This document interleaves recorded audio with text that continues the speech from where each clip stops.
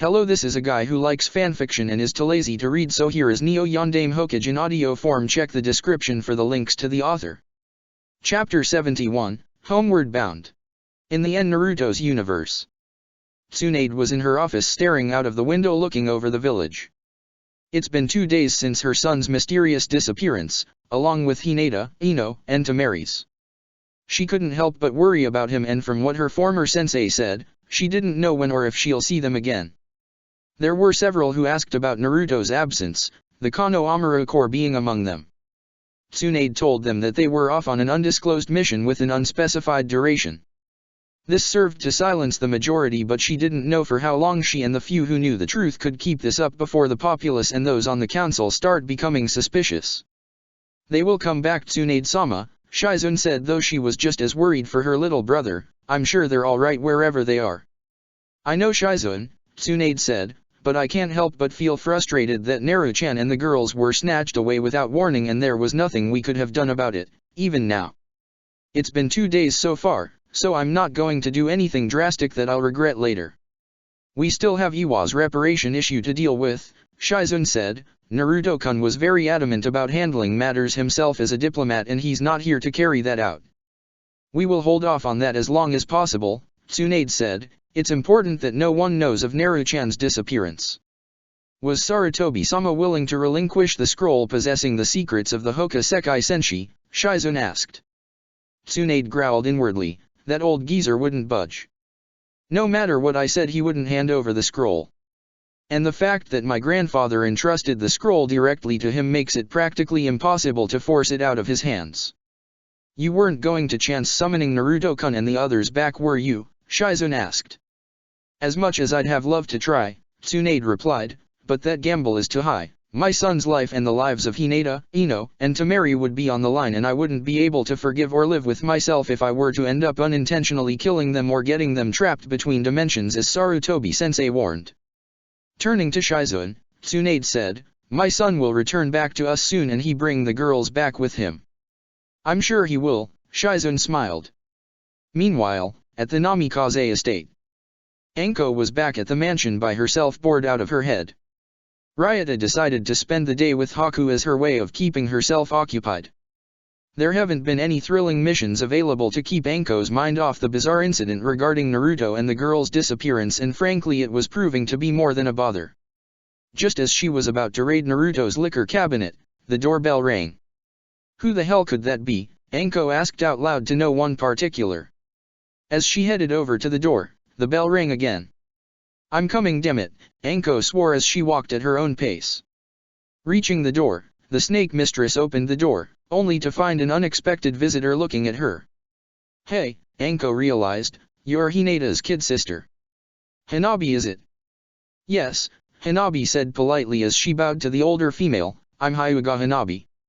What do I owe the pleasure of your visit? Anko remarked. I thought your father was the kind of man to want you close by with him and not out of his sight. My father is a strict man, Hanabi admitted, but he does allow some measure of leniency. I admit, however, that it did take some convincing on my part to move him to allow me to travel here on my own, reminding him that Naruto-sama is in fact the future extension and link of both of our clans. This kid is smooth, Anko mentally admired. I'm here to see Naruto-sama and Nei-san, Hanabi said. Are they available? No, Anko said, they're out on a mission. When will they return? Hanabi inquired. Don't know really, Anko answered. Their mission didn't have any specific time duration, so it's anyone's guess. I see, the 8-year-old girl acknowledged. I suppose I should return back home then. Hanabi was about to turn and start off back home when.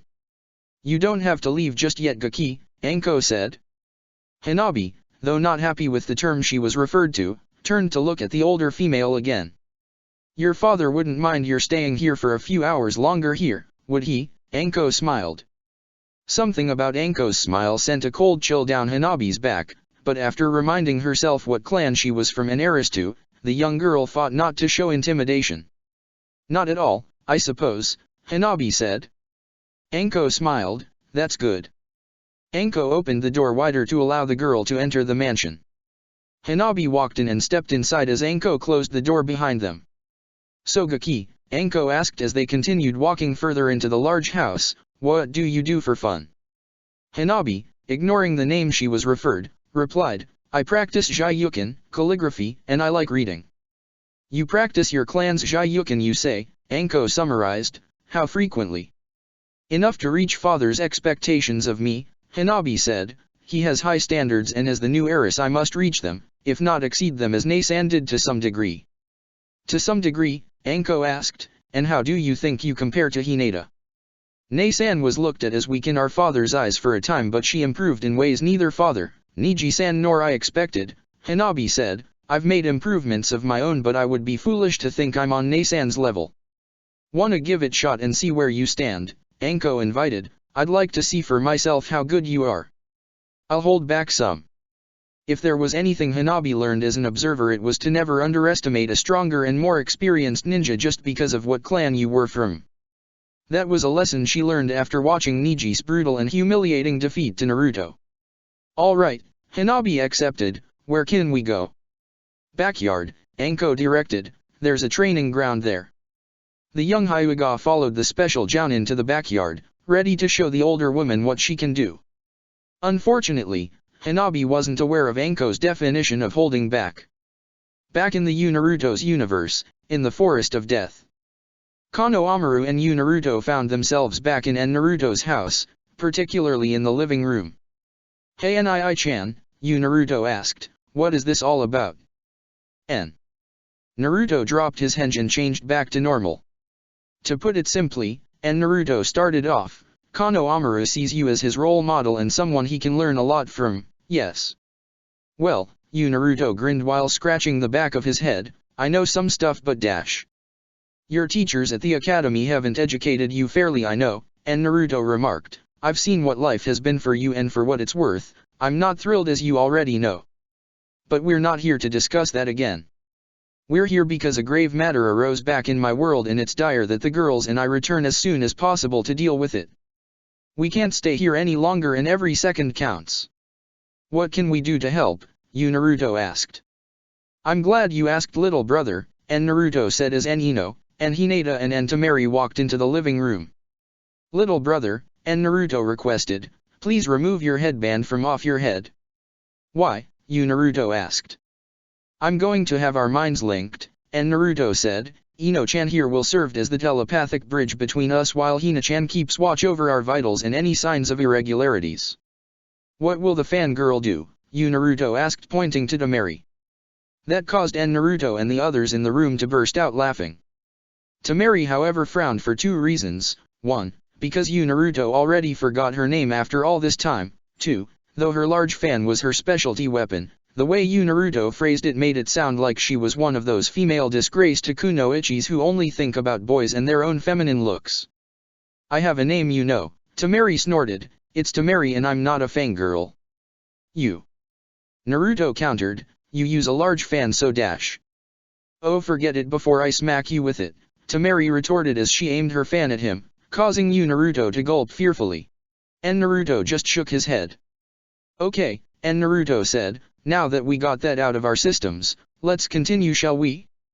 Temari will stand by as our line of defense if anything happens during our mind link procedure. Why do you want to link your mind with Naruto Nii-chan's? Kano Amaru asked. Because I have a gift to give him, Naruto smiled, from brother to brother. Since he and I are one and the same despite the differences in our characteristics and personalities, he's perfectly compatible with what I'll give to him. But it can only be done through a mental transfer. Trust me, little brother, you'll thank me for this. What kind of gift is it? Naruto inquired. This transfer won't hurt, will it? No, Naruto assured, but you will suffer a good measure of experience exhaustion from this, as your mind and body will work to absorb and adjust to what I'll be giving to you. However, you'll have to train your whole body and develop your chakra coils much more as you put what I will impart to you into continuous practice. Before I do this, however, I have a few conditions. I want you to make a promise to me, as your Nindo. What are these conditions? Naruto asked. I ask, Naruto started, that you first. Naruto reached into his vest and retrieved a tied scroll from it and tossed it over to Naruto. Change your wardrobe, Naruto said, in that scroll are some new clothes I put together for you. That blinding bright orange jumpsuit has got to go. You're practically a moving target for everyone to hit with those clothes. But I like my bright orange jumpsuit, Naruto argued. And Naruto gave his counterpart a hard and narrowed look, seemingly as though his form was overcasting Naruto completely. The elite Jounin stated with a hardened voice, "You're a ninja, not some immature child seeking attention wherever or from whoever he can. So dress and carry yourself as a disciplined shinobi. Clear?" Naruto gulped fearfully and nodded as he placed the scroll into the right pocket of his jacket. "Good," and Naruto smiled. "Second, use some of what I'll impart to you to train Kano Amaru. Third, wisely use this gift to help you on your path to fulfill your dreams. Fourth, use this gift to protect all those who are precious to you.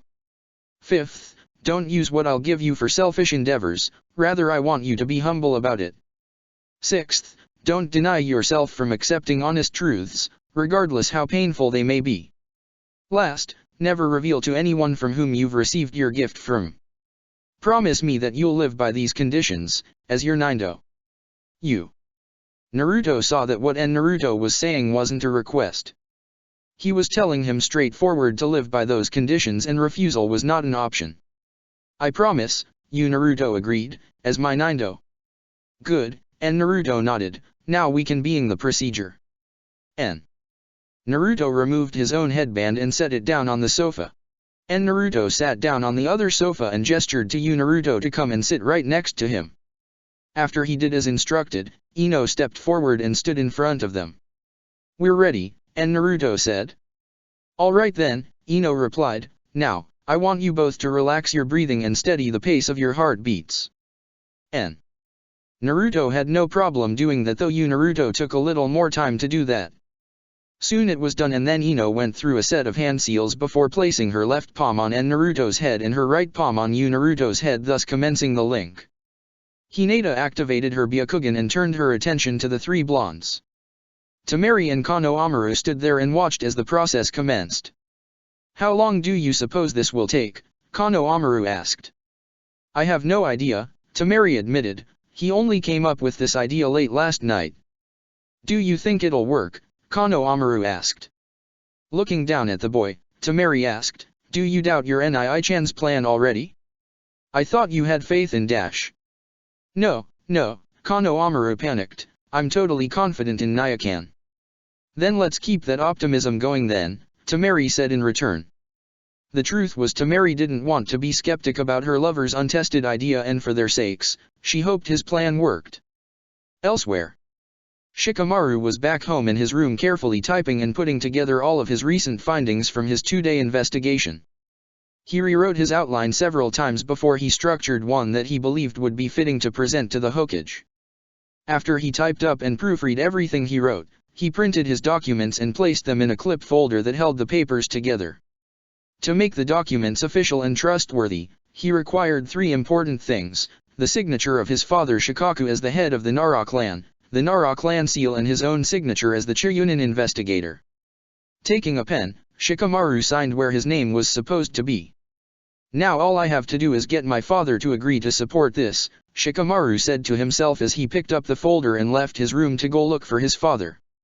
On the way down, he found his mother Yoshino in the kitchen cooking some food. Leaving again, Yoshino asked after taking note of his presence. "I'm looking for father," Shikamaru asked. "Would you happen to know where he is?" "In the field tending to the deer," Yoshino said. "What do you need him for?" "There's something important that I must bring to his attention," Shikamaru replied as he continued on his way out of the house, leaving his mother to her business. The Nara heir genius went on his way to where his father was. On his way, he found multiple deer, young and old, moving about through the forest field. It was a while before he finally found his father feeding a young deer. "Time to get this done," Shikamaru said to himself as he made his way to his father. Shikaku looked to see his son approaching him with a folder in his hand. From the look on his son's face, Shikaku knew that this was official ninja business. "Shikamaru," Shikaku greeted, "is all well?" "Actually, father," Shikamaru said, "there's a dire matter I must discuss with you." "What matter could be so dire that would require my attention?" Shikaku asked. Rather than voicing his reasons, Shikamaru handed his father the folder. Shikaku took the folder and opened it up to begin reading what his son had to show him. Shikamaru saw how the expression on his father's face gradually changed, but his father didn't say anything as he continued reading the report. After a few minutes, Shikaku was closed the folder after reading the report through and through. The report was whole and irrefutable. He closed his eyes momentarily before looking back at his son. "Did you always know who Naruto's father was?" Shikamaru asked. Shikaku looked at his son and said, "Minato was an extraordinary man, one many admired and respected. He was also believed to have been the strongest of the Hokages. However, I never knew about his secret marriage to Kushina. I never knew he had a son whom he used to seal the Kyuubi into on the same night of his birth. So you're telling me that because you didn't know whose son Naruto was, you paid very little to no attention to him," Shikamaru remarked, "or was it that he wasn't worthy of receiving the needed attention because he was some unwanted orphan who had the misfortune of having the Kyuubi sealed into him?" "Shikamaru," Shikaku tried to explain, "try to understand that the horrific fear that Kyuubi no Yoko had induced made the villagers dash." "Yondaime was an expert seal master," Shikamaru interrupted. "From my research, as you had already read, it became very clear that he didn't and couldn't kill the Baijuyu. He sealed away the creature of that power using what must have been an ancient Fujin jutsu that permanently imprisoned the Kyuubi. Did you and the entire village have so little faith in Yondaime's caliber as a seal master?" Shikaku knew he could try to come up with an explanation, but the look in his son's eyes showed little to no interest in whatever explanation there was in his report, though emotionally neutral, made that fact very clear. "Naruto," Shikamaru started, "has the Kyuubi in him because his own father, the late Yondaime Hokage, imprisoned the Baijuyu in him to save Konoha. Do you or anyone else in Konoha know what it's like to walk around with a Baijuyu inside of you? No, none of us do. Growing up, we were taught as ninjas to protect this village because we love the people in this village.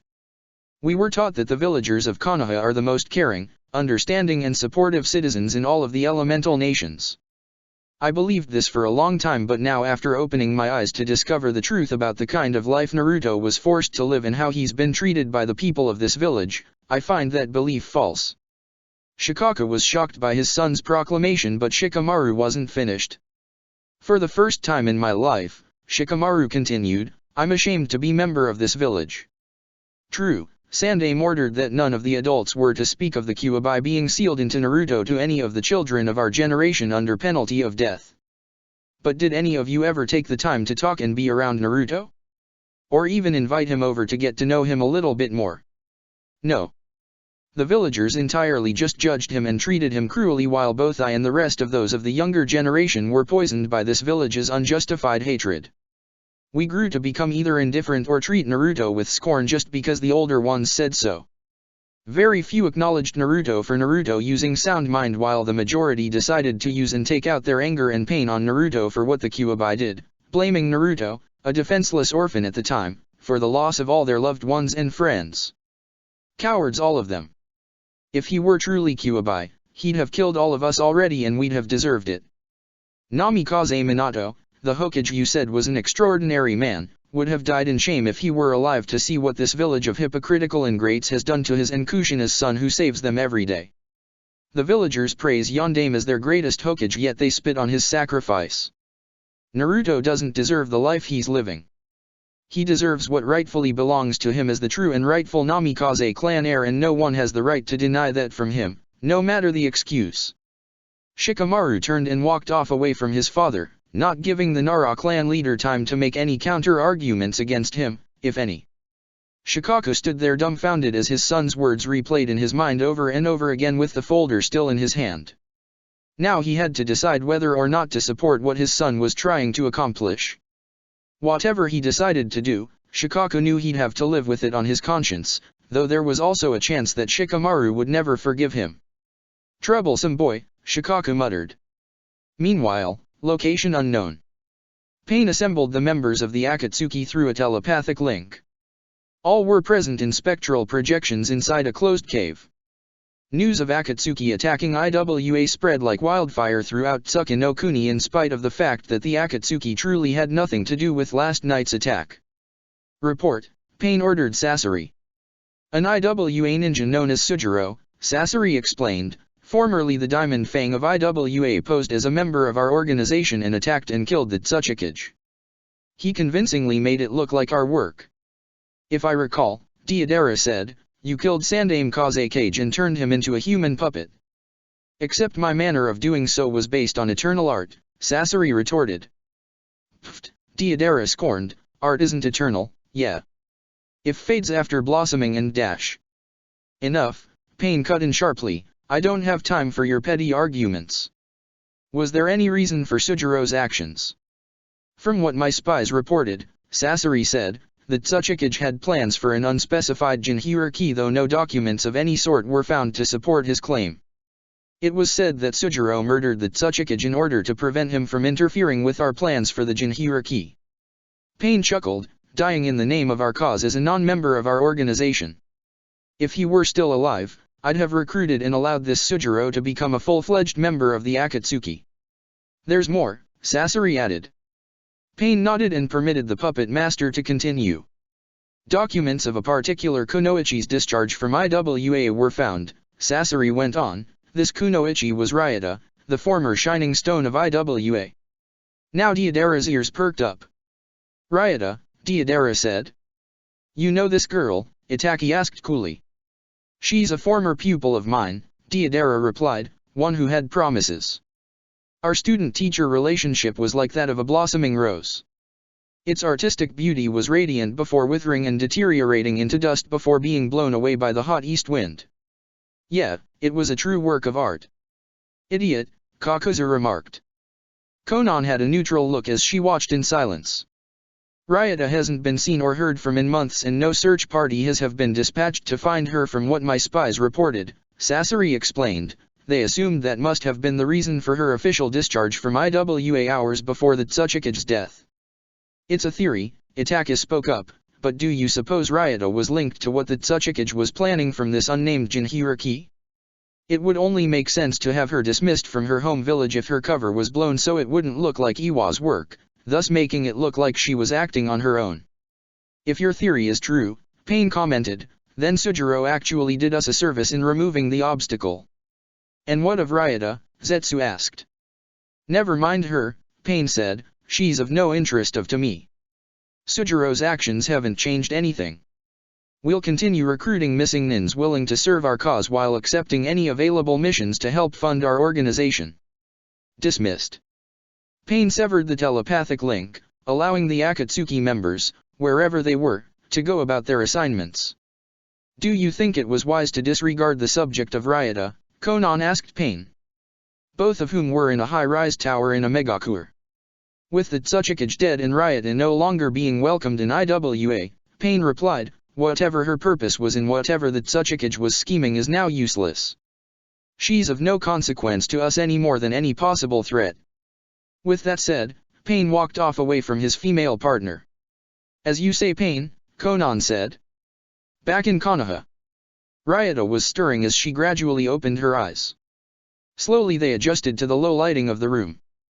The rest of the room was entirely dark with no lighting. What the? Ryota said as she found that she was no longer in her ninja gear and uniform. Rather, she was in prison clothes and tied to a chair.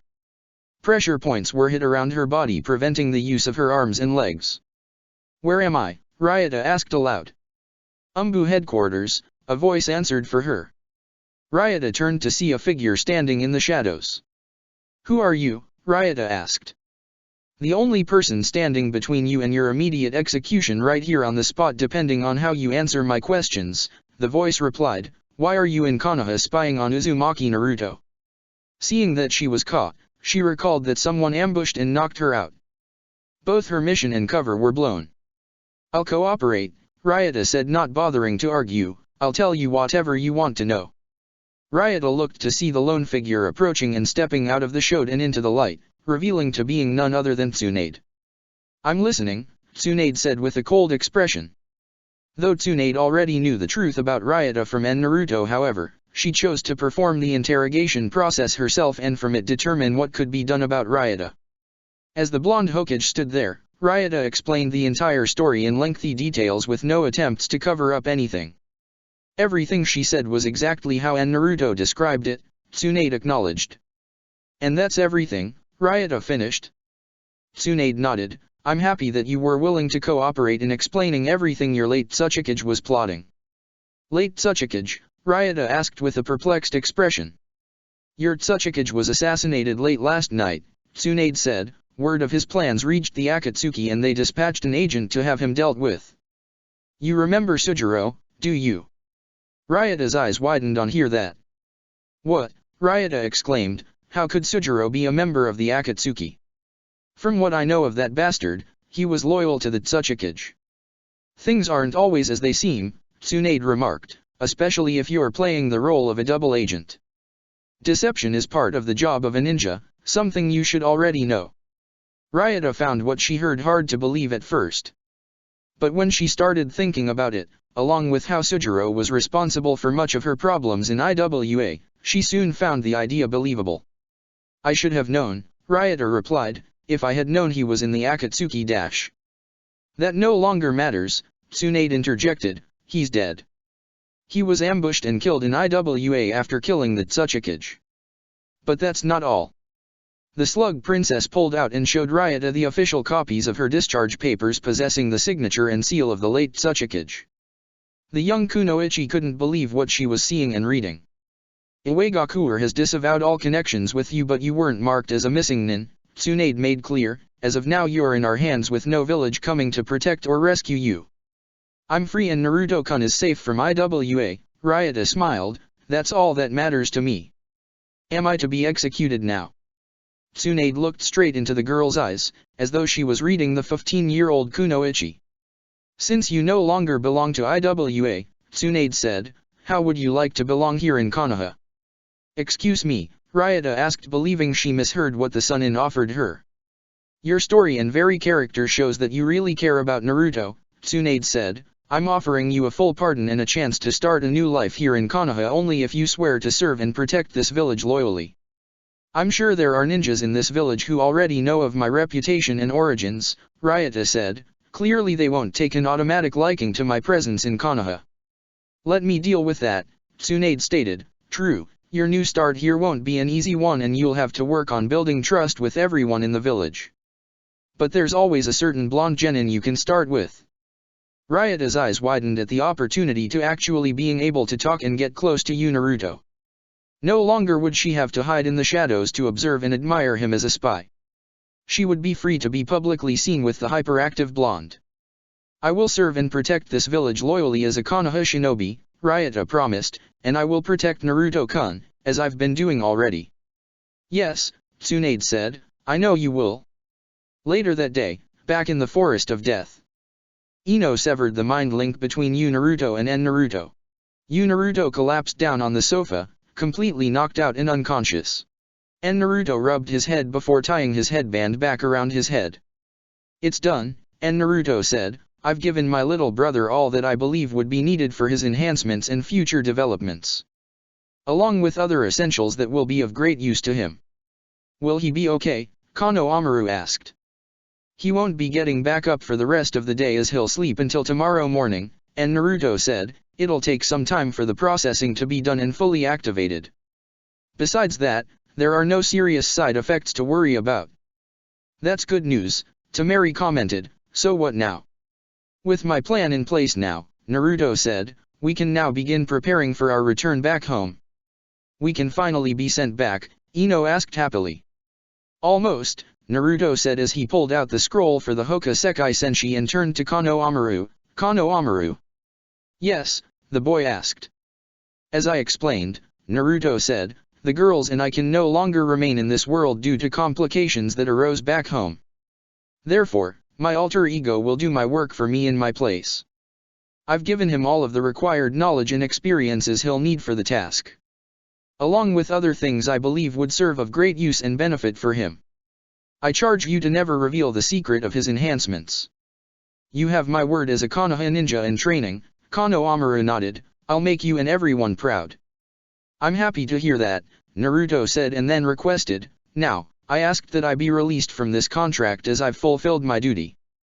Kano Amaru nodded, as your summoner, I consider your duty fulfilled. I release you from the contract.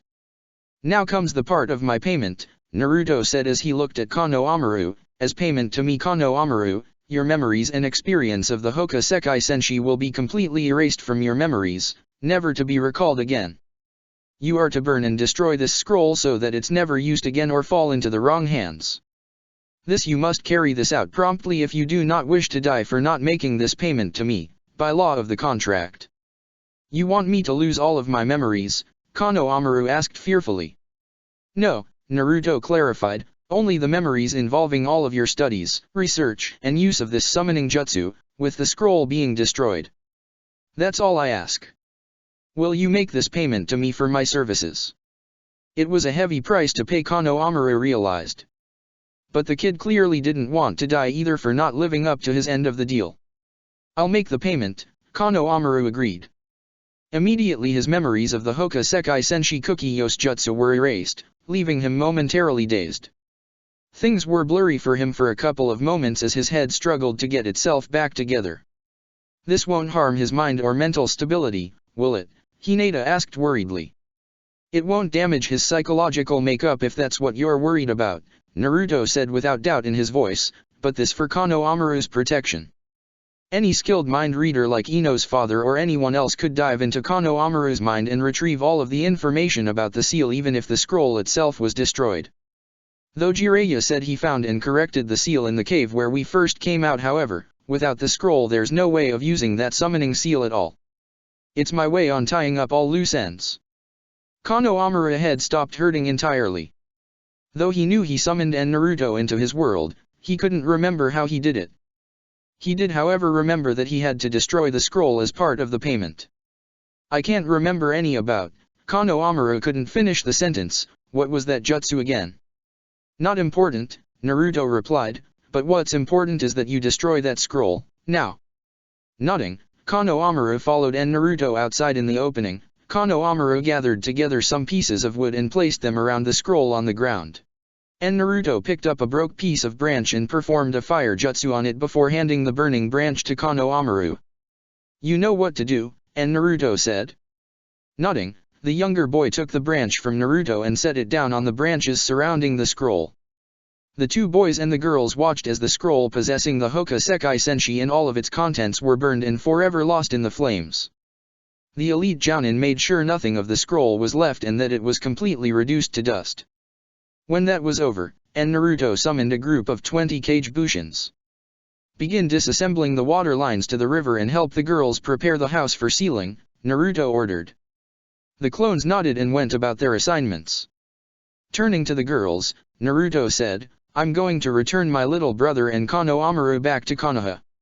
How long will you be? Hinata asked. In time to seal house back into the scroll in my arm, Naruto said. Well, don't keep us waiting too long, Temari said, because we want to get back as soon as possible. We will, Naruto assured as he went into the back into house. A moment later, he came back out in a henge of Naruto while carrying his still unconscious counterpart over his shoulder. Kano Amaru, Naruto said, over here. The boy was over to him. Naruto took hold of the boy and in a burst of white smoke, all three boys were gone. Meanwhile in Iwa. The Tsuchikage's body was at the morgue being prepared for burial, along with 10 other ninjas that were killed in last night's attack, with 15 injured. The people were setting in motion preparation for a memorial for the fallen ninjas. Emotions of anger and grief of betrayal spread around the village. News of Ryuta's official discharge from Iwa spread like wildfire to all of the ninjas in the village, but no one knew why. The ninjas at this point didn't know what to think, let alone believe at this point. Iwa lost 13 ninjas, among them their leader, a traitor and a kunoichi disowned for reasons unknown. Tsuchiko was outside the walls of the village, meditating on last night's attack. She briefly allowed her emotions to show through with a few drops of tears. Wiping them away, she gathered her resolve to make herself stronger in the event of another Akatsuki attack or any other attack from enemy ninjas. Back in Konoha. Naruto carried Naruto back to Konoha with Konohamaru following close by. As they entered and walked through the village, no one bothered to question the scene they were looking at. They took it as one of Naruto's Kage Bushins carrying him back after a long training or whatever else it was he was doing. Kano Amaru, and Naruto said, "You can go home now. I'll handle things from here." "I'll miss you Nii-chan," Kano Amaru said sadly. And Naruto smiled, "Hey, keep in mind that a part of me will always be with you and my little brother." "Okay." The boy hugged the elite Jounin and cried lowly, "Goodbye Nii-chan. Take of yourself and Konoha," and Naruto said, "Become the great ninja and defender that you seek to be." Releasing the older male, Kano Amaru smiled at Naruto before taking off from him. After his form disappeared from view, Naruto hurried to bring Naruto back to his apartment. When he reached the complex, the elite Jounin simply walked up to Naruto's apartment and entered it after picking the lock to the front door. After closing and locking the door behind him, Naruto moved and cradled his alter ego in his arms. Closing his eyes, he began focusing chakra from his seal and into his coils. The strength of the chakra increased until it wrapped around Naruto's form completely. A moment later, a burst of smoke came forth from Naruto. When the smoke cleared, Naruto was no longer in his own form or appearance. Standing in Naruto's place was the man that no one has seen for over 13 years, Namikaze Minato. Minato looked and saw that his son gave him temporary use of his body. He looked and found that he was now cradling Naruto's unconscious form. "I understand Naruto," Minato said as he brought Naruto over to his room. Setting him down on his bed, Minato removed Naruto's jacket, sandals, and headband. Lifting the bottom of boy's black t-shirt, Minoru decided to check the seal holding the Kyuubi. Focusing chakra into it, Minato examined the seal and found it to be working just fine. Grabbing the blanket on the bed, Minato covered Naruto with it. Looking down at his son's younger counterpart, Minato smiled and ruffled Naruto's head. "Kushina would have been proud of the man you're becoming just as I am," Minato said, "especially since you take after her more so than you do me. You're the living legacy of the Uzumaki and Namikaze and no one can ever take that away from you. You're destined for great accomplishments in life Naruto and I'm more than certain that you'll surpass everyone's expectations of you, even my own and that of your alter ego. We love and believe in you." Minato leaned down and kissed Naruto on his forehead. "Goodbye my son," Minato said, "carry the name of the Uzumaki and Namikaze in honor." Minato stood back up and lowered his head as he closed his eyes. Seconds later, he puffed into smoke. After it cleared, Naruto was back to normal with his head hung down and his eyes closed. Slowly, he opened his eyes and lifted his head back up. "Goodbye little brother," Naruto grinned, "I'm sure the others will be more than shocked to see the new you in action." Naruto shunshined away from the apartment.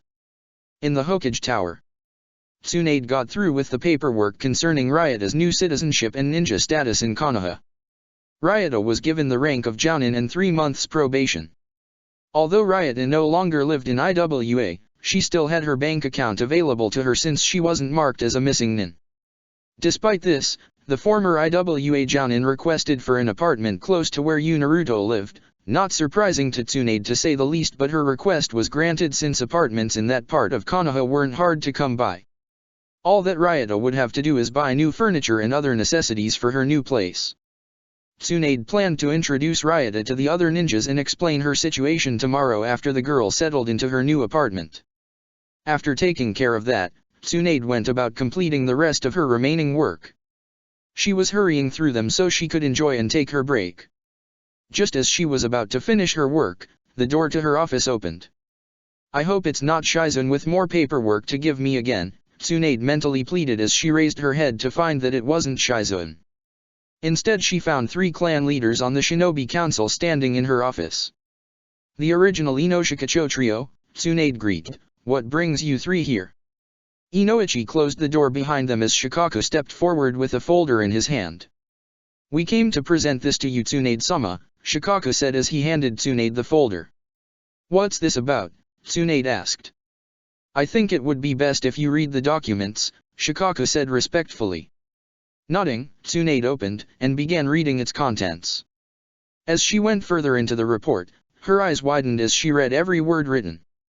She didn't protest, but rather she continued reading. The 3 clan leaders stood there as their Hokage read Shikamaru's investigation report. A couple of minutes later, Tsunade got to the end of the report and found not only Shikamaru's signature on it, but also the signatures and clan seals of Nara Shikaku, Yamanaka Inoichi, and Akimichi Chauza. She looked back at the three of the men in front of her. Shikamaru said that no ninja have stepped forward claiming to have found anything on Naruto's familial history. Shikaku said, well, here we were. Shikaku convinced us to support this. Chauza spoke up, his methods were quite logical. You three are serious about this? Tsunade asked. Yes, Tsunade-sama, Shikaku answered. As the Inoshikacho trio, we request that movements of Naruto being given his inheritance and clan name be set in motion. We understand that he presently doesn't have the maturity or rank needed to stand as the official Namikaze clan leader, and making him the new clan leader can be held off until he's deemed ready for the responsibility. However, we do believe that he deserves more than what all of us has given him all his life. You three speak as though his misfortune was your fault, Tsunade remarked. Though we never treated Naruto harshly like most of the villagers, however, Inoichi said, unlike Sandaime-sama, we've done nothing to actually help and protect Minato's son all his life.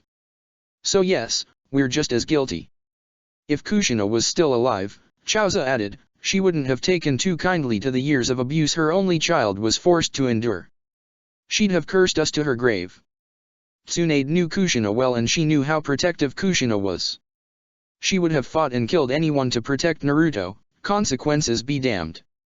We can't change our past mistakes and negligence, but the three of us have decided to do what we can to have what rightfully belongs to Naruto be given to him, Shikaku said. The blonde Sunin saw that none of the three men was neither going to back down or change their minds. We'll bring this up on the next council meeting, Tsunade consented, in 1 week's time. I'll need to make all the needed preparations to gather together DNA proof and all of the documents proving beyond any doubt that Naruto is the sole son and heir of Minato and Kushina. Thank you, Tsunade-sama, Shikaku said with a bow to the slug princess before he, Inoichi and Chauza turned and left her office, leaving Tsunade to her thoughts. She leaned back on her chair and exhaled audibly, knowing she was going to be in for an earful in the next council meeting. Though she would have 3 clan leaders supporting the movement of having Naruto being given his father's estate and everything that belonged to Minato and Kushina, she would have to also get Jiraiya to support that as well. Where's my sake? Tsunade said, seeking a temporary escape from reality. Back in the Forest of Death. Naruto and this female company were all set and ready to go. The house and all of its features were sealed back into Naruto's scroll and into his left arm. The large hole where the house previously was had been filled back with gravel and dirt. Ready to go back? And Naruto asked. Hell yeah, Temari answered for everyone, I've had enough of this world to last me a lifetime. Likewise, Ino agreed. Same here, Hinata said, also agreeing, we're ready to return back. Leaving without saying goodbye, a voice said from the trees. The gang looked up to see Jiraiya standing on one of the branches. He jumped down and landed in front of them. You 4 really caused a ruckus in IWA last night, Jiraiya said. It was our pleasure, Temari smirked. Yes, I'm very well aware of that, Jiraiya remarked. It was quite a nifty plan you executed, framing the Akatsuki for it as well, as nifty as the act you pulled in protecting Kano Amaru's secret. Naruto eyed Jiraiya carefully. Yes, I knew he was the one who summoned you, Naruto, Jiraiya confirmed. You knew all this time? Ino asked. It wasn't all that hard when you sit down to think everything over, Jiraiya remarked. I mean, a mysterious ninja, Rounin no Daisuke, coming out of nowhere and having Kano Amaru tag along with him everywhere he went, agreeing to teach the Gaki how to be a skilled shinobi. Then there was that seal I found in that cave, which was clearly written by a child and not an experienced seal master. And then there was that scene I saw of you taking Kano Amaru and your other self out of Konoha. That happened when I left to look for your other self after he left Tsunade-heime's office. You figured that out all by yourself, Naruto mocked, so what will you do now with what you know? Simply tell Tsunade that your summoner decided to send you guys on your way without delay, Jiraiya said, and that the scroll for that jutsu was destroyed. Kano Amaru has no memories of that jutsu either, Naruto added. I had those memories erased and the scroll burned in exchange for my being here. Jiraiya simply nodded in understanding. Naruto was about to say something else, but an impulse ran through his being, changing his next course of action. Jiraiya, Naruto said in a serious tone, come with me into the forest please. There's something that must be discussed with you, privately. The girls were wondering what was going. Turning them, Naruto assured, I won't be too long. I just have one final matter to take care of. We'll wait for you, Hinata said, speaking for the girls. After nodding to them, Naruto gestured for Jiraiya to follow him into the forest away from the girls. The Toad Sage did as requested and followed Naruto down the direction he was going in until they were out of the girls' sight. What do you suppose Naruto-kun wanted to talk to Jiraiya-sama about? Temari asked. Beats me, Ino shrugged.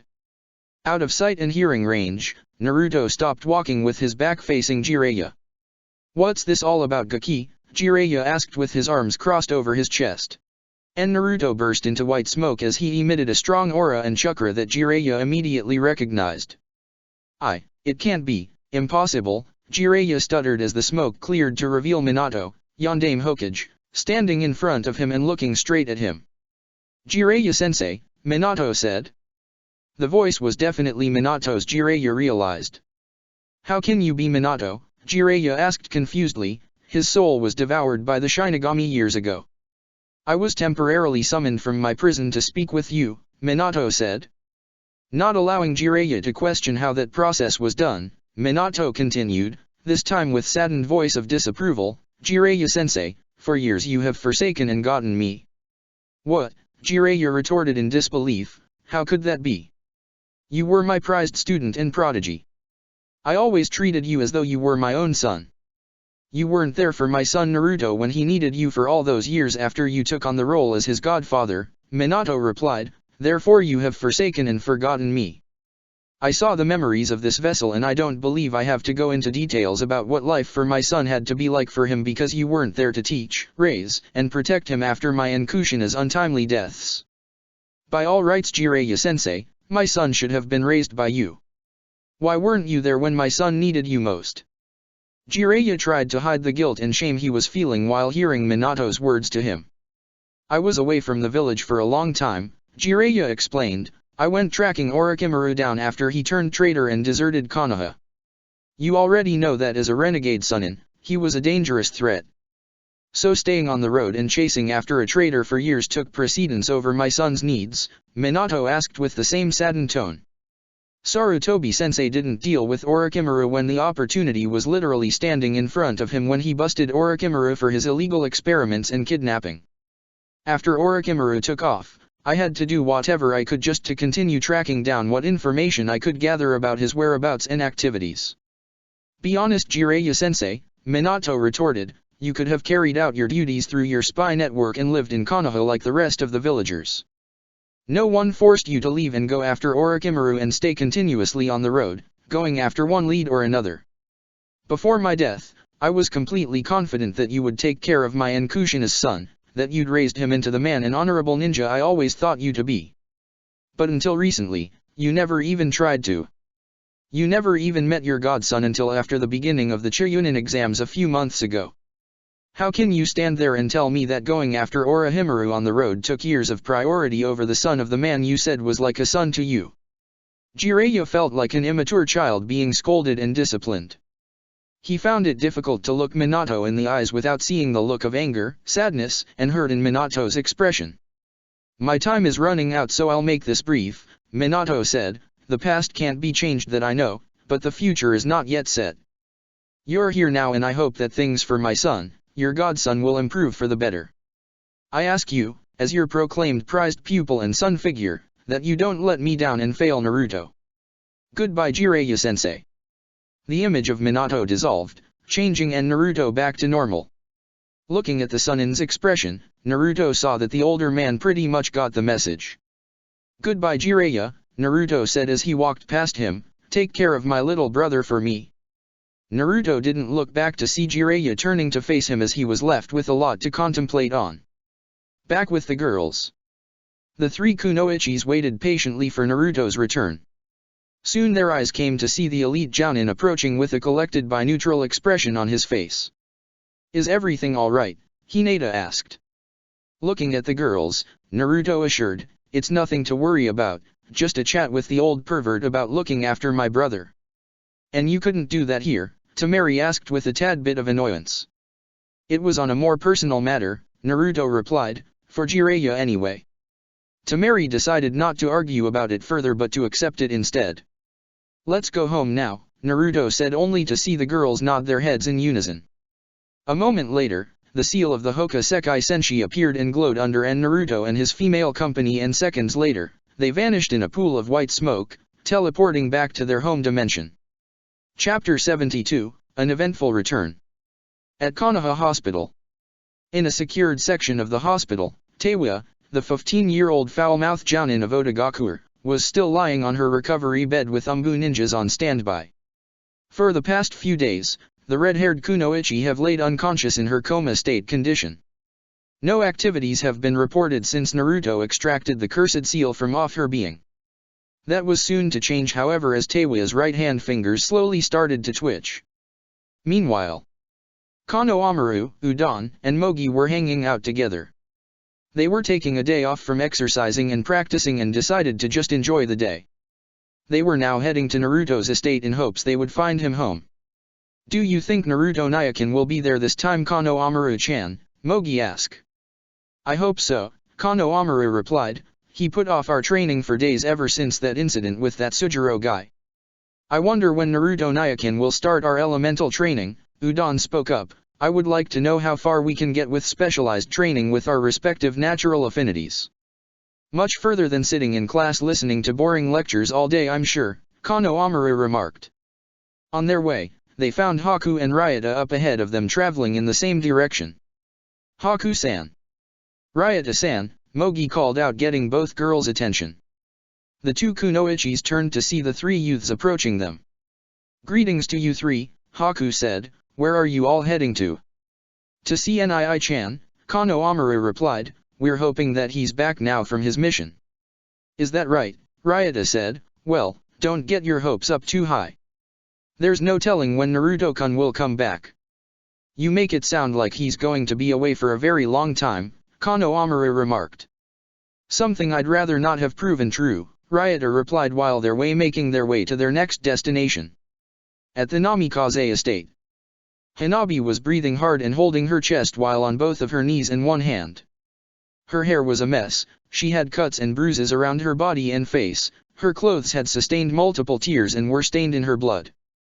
The young 8-year-old was futilely trying to keep a hardened look despite the evident fear in her eyes. Her kunao was tightly gripped in her hand, which also had a bit of blood on it. Come on little Hanabi-chan, Anko sang, our friendly spar isn't over. Friendly, Hanabi yelled in her head, this woman is a damn psychopath. How could Naruto-sama control her? As Hanabi stood there, she saw that not one of her attacks hit Anko. The older woman said that she would hold back against her, but clearly the girl misunderstood Anko's meaning behind her words. Hanabi, still feeling the pain from her cuts, scrapes and bruises, gradually stood back up with the kunao aimed at the snake mistress.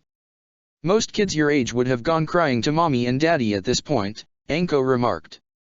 I'm not one of those kids, Hanabi retorted lowly. Nisan never ran away. Therefore, I won't run away either. Anko smiled. I like you, Gaki. You got guts to stand up to me. Hanabi didn't get to see how fast Anko moved before she appeared behind her and knocked her off her feet, sending her rolling on the ground for a couple of seconds before stopping. The young girl's clothes were now in dirt and grass particles along with the blood stains.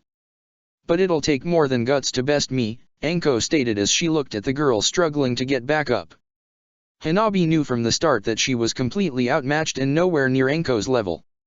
Regardless, she wanted to gauge herself to the older woman and see for herself what she as a Hyuga was capable of. She turned to the snake mistress standing weakly on her knee with her kunao in hand. I think that's enough, Gaki, Anko advised. You're best to get yourself cleaned, you dash. Anko wasn't able to finish when she suddenly felt several sharp jabs to her left arm and leg. The special jounin fell to her other leg while excruciating pain ripped through her body. What the hell, Anko yelled out as she turned to see her attacker. Hanabi and Anko looked and saw Hinata standing by the older woman ready to inflict more injuries on her. Hey Hinata, Anko smiled, when and how did you get back? Is Yondaime Gaki and the others with you? Of course, Naruto replied as he, Ino and Temari went over to Hanabi. Seeing the young girl's conditions, Naruto turned to Anko and retorted, was this really necessary? It was a friendly spar and she wanted to see just how far she could last in a real fight with me, Anko said while holding her still throbbing left arm and leg, and I did say that I would hold back some. This is your idea of holding back, Tamari retorted. I gave her no poisonous or fatal injuries of any sort, Anko remarked. Come on, if I were serious I'd have done a lot worse than this. Hinata was about to give a retort when. It's alright Hina-chan, Naruto assured, Hanabi's situation isn't anything I can't fix. I'll have her healed up in no time flat. Going over to the 8-year-old, Naruto knelt down and started healing her injuries. So what brings you here Hanabi? Naruto asked. Did Anko-chan invite you over for a lesson of Do or Die 101? Do or Die 101, Anko contemplated with a twisted smile. That sounds like something up my alley. I came to see you and Hinata-Nisan, Hanabi replied. Anko-san invited me to spar with her after I saw that you and Nisan weren't home. It's nice to see you over here Hanabi, Hinata smiled as she walked past Anko who was still rubbing her still sore arm and leg. The older Hyuga and the others watched as Naruto catered to Hanabi's injuries. How will you explain to Hayashi-san about Hanabi's battered and blood-stained clothes Anko? Tamari asked. Anko shrugged, I'll just tell him that the Gaki was brought back in one piece rather than several like her clothes. The group sweat dropped at that remark. Knowing Hayashi, Naruto replied, I can only hope that dash. It's alright Naruto-sama, Hanabi interjected, if father asked, I'll tell him that I was given a training spar session here and that you healed all of my injuries. Besides, father never minded when you trained with Nisan, so I'm sure he won't mind the condition of my clothes if he hears that I was in a training spar seeking to improve myself. I can work with that, Naruto agreed as he turned to healing Hanabi's face. When he was done, he smiled and ruffled the girl's head. All better now, Naruto remarked with his hand still on Hanabi's head. A blush appeared on Hanabi's cheeks. Thank you, Naruto-sama. You don't have to be so formal with me Hanabi, Naruto replied, just calling me Naruto would be just fine. Okay. But you're a clan leader, Hanabi said in return, surely calling your name out of context would be blatant disrespect. Only if I personally didn't allow it, Naruto assured, but for you, addressing me with such a title won't be necessary. So you can call me plain Naruto. Alright. Hanabi smiled and nodded, the blush never leaving her cheeks. Great, Naruto smiled and then turned to face Anko, Hinata, and the others. We'll report to Kaa-chan later today. I wanted Ryo-chan, Kakashi Naizen, Jisan, Ero-jisan and Shizun-nichan there for this. I take it you four have a lot to tell us, Anko figured. Naruto remarked, most of it very bitter. Naruto went over and checked on Anko. While healing her, he saw that Hinata didn't inflict anything serious to wound the older woman, but enough to cause her a measure of pain. It's evident that Hina-chan's Jyukin has improved quite a bit, Naruto acknowledged. Maybe you ought to piss her off more often Anko-chan if you can bring out the fiercest side of her. You're damn sadist, Anko interjected while grinning. I had a good teacher, Naruto remarked, and because of her I was able to make the grade. Did it also include extracurricular activities? Anko asked. Many of which were hands-on, Naruto replied. What are they talking about? Hanabi asked curiously. Don't ask, Hinata suggested, not wanting Hanabi to read between the lines of Naruto and Anko's flirty talk. Just don't ask. Nii-chan. Naruto-kun. The group turned to see Ryota and company making their way over to them in the backyard. Naruto-kun, Ryota greeted happily as she went over to the elite jounin. When did you and the others get back? Not too long ago, Naruto said while completing healing Anko's injuries. We'll explain everything to you and the others later. Anko stood back up on her feet. Naruto Nyakan, Konohamaru spoke up, when will we resume our training with you? You've been so busy for days and we barely got to see and train with you. We were also wondering when you'll start training us in the use of our affinities, Mogi added. Sorry you three, Naruto said, but the girls and I just got back from our mission, therefore training will have to be set aside for another day. Where did you go? Udon asked. The mission's content isn't up for discussion, Naruto made clear, it's highly sensitive information. The youths nodded in understanding. Turning and acknowledging the condition of Hanabi's clothes, Kano Amaru asked, "What the hell happened to you?" "I had a sparring session with Anko-san," Hanabi replied. "She proved to a very formidable ninja." "A chick fight and I missed it," Kano Amaru remarked before receiving a glare from the young Hyuga. "I would appreciate that you don't address me with the term chick," Hanabi retorted. "Don't take it personal," Kano Amaru replied, "it was just a figure of speech."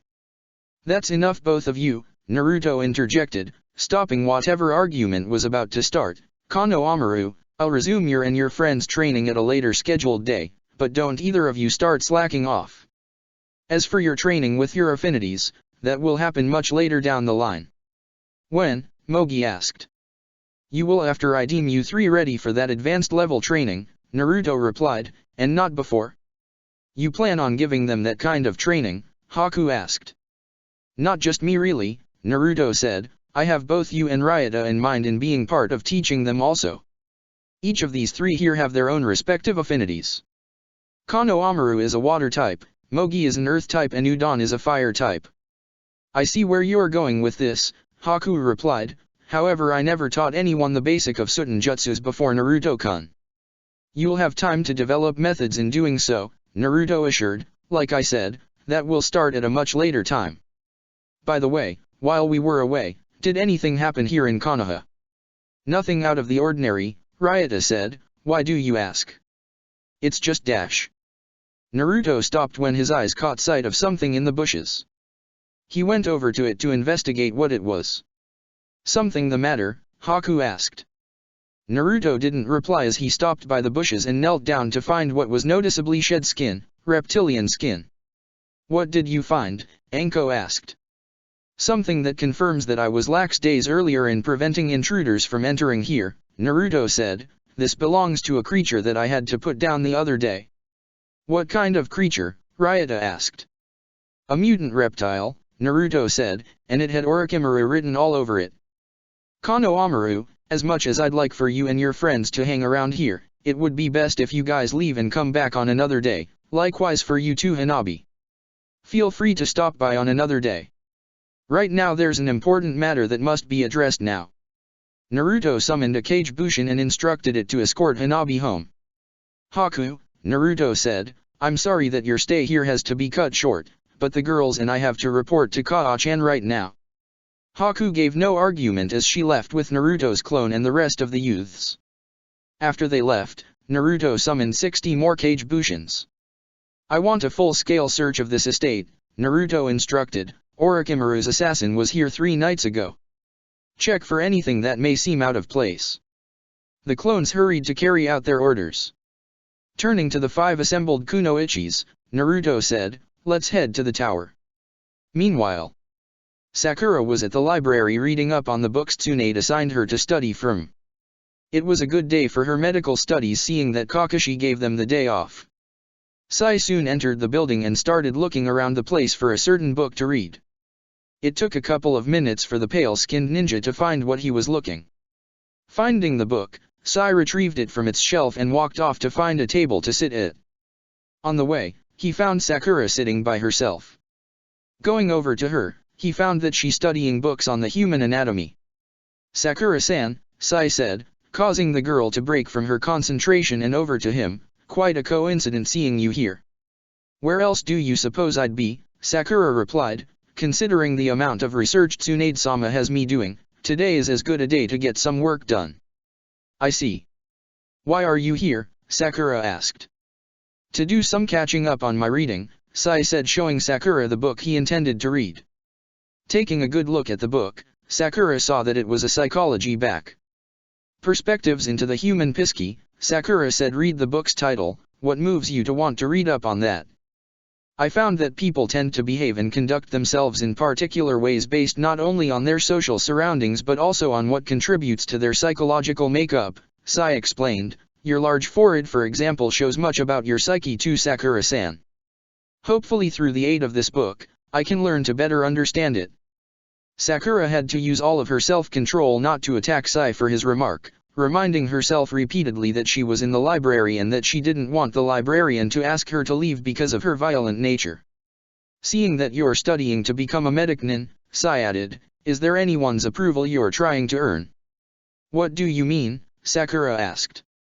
"Is there someone in particular you're trying to prove yourself to?" Sai asked, in connection to why you seek to better your psyche. Sakura thought about Sai's question for a moment.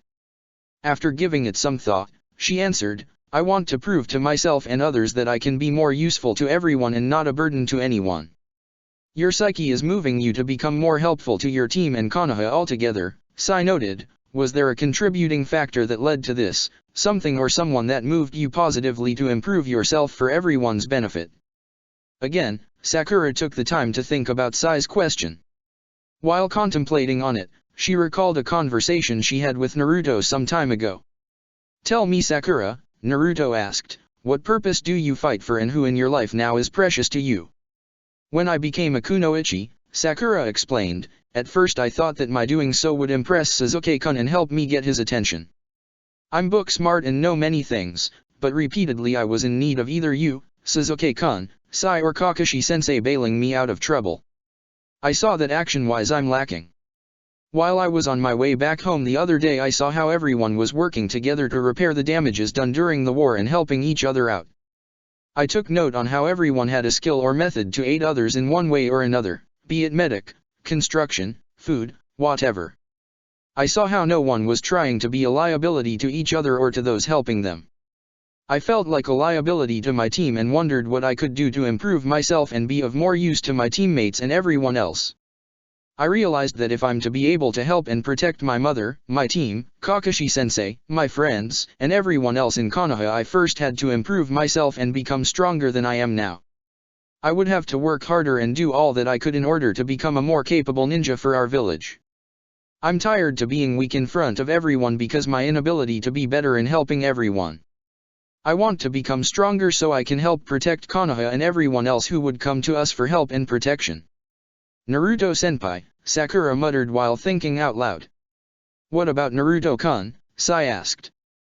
Realizing whose name she spoke out under her breath, Sakura figured to simply come clean. "I had a conversation with Naruto-senpai about why he refused to train Sasuke-kun when he approached and asked to be trained under him.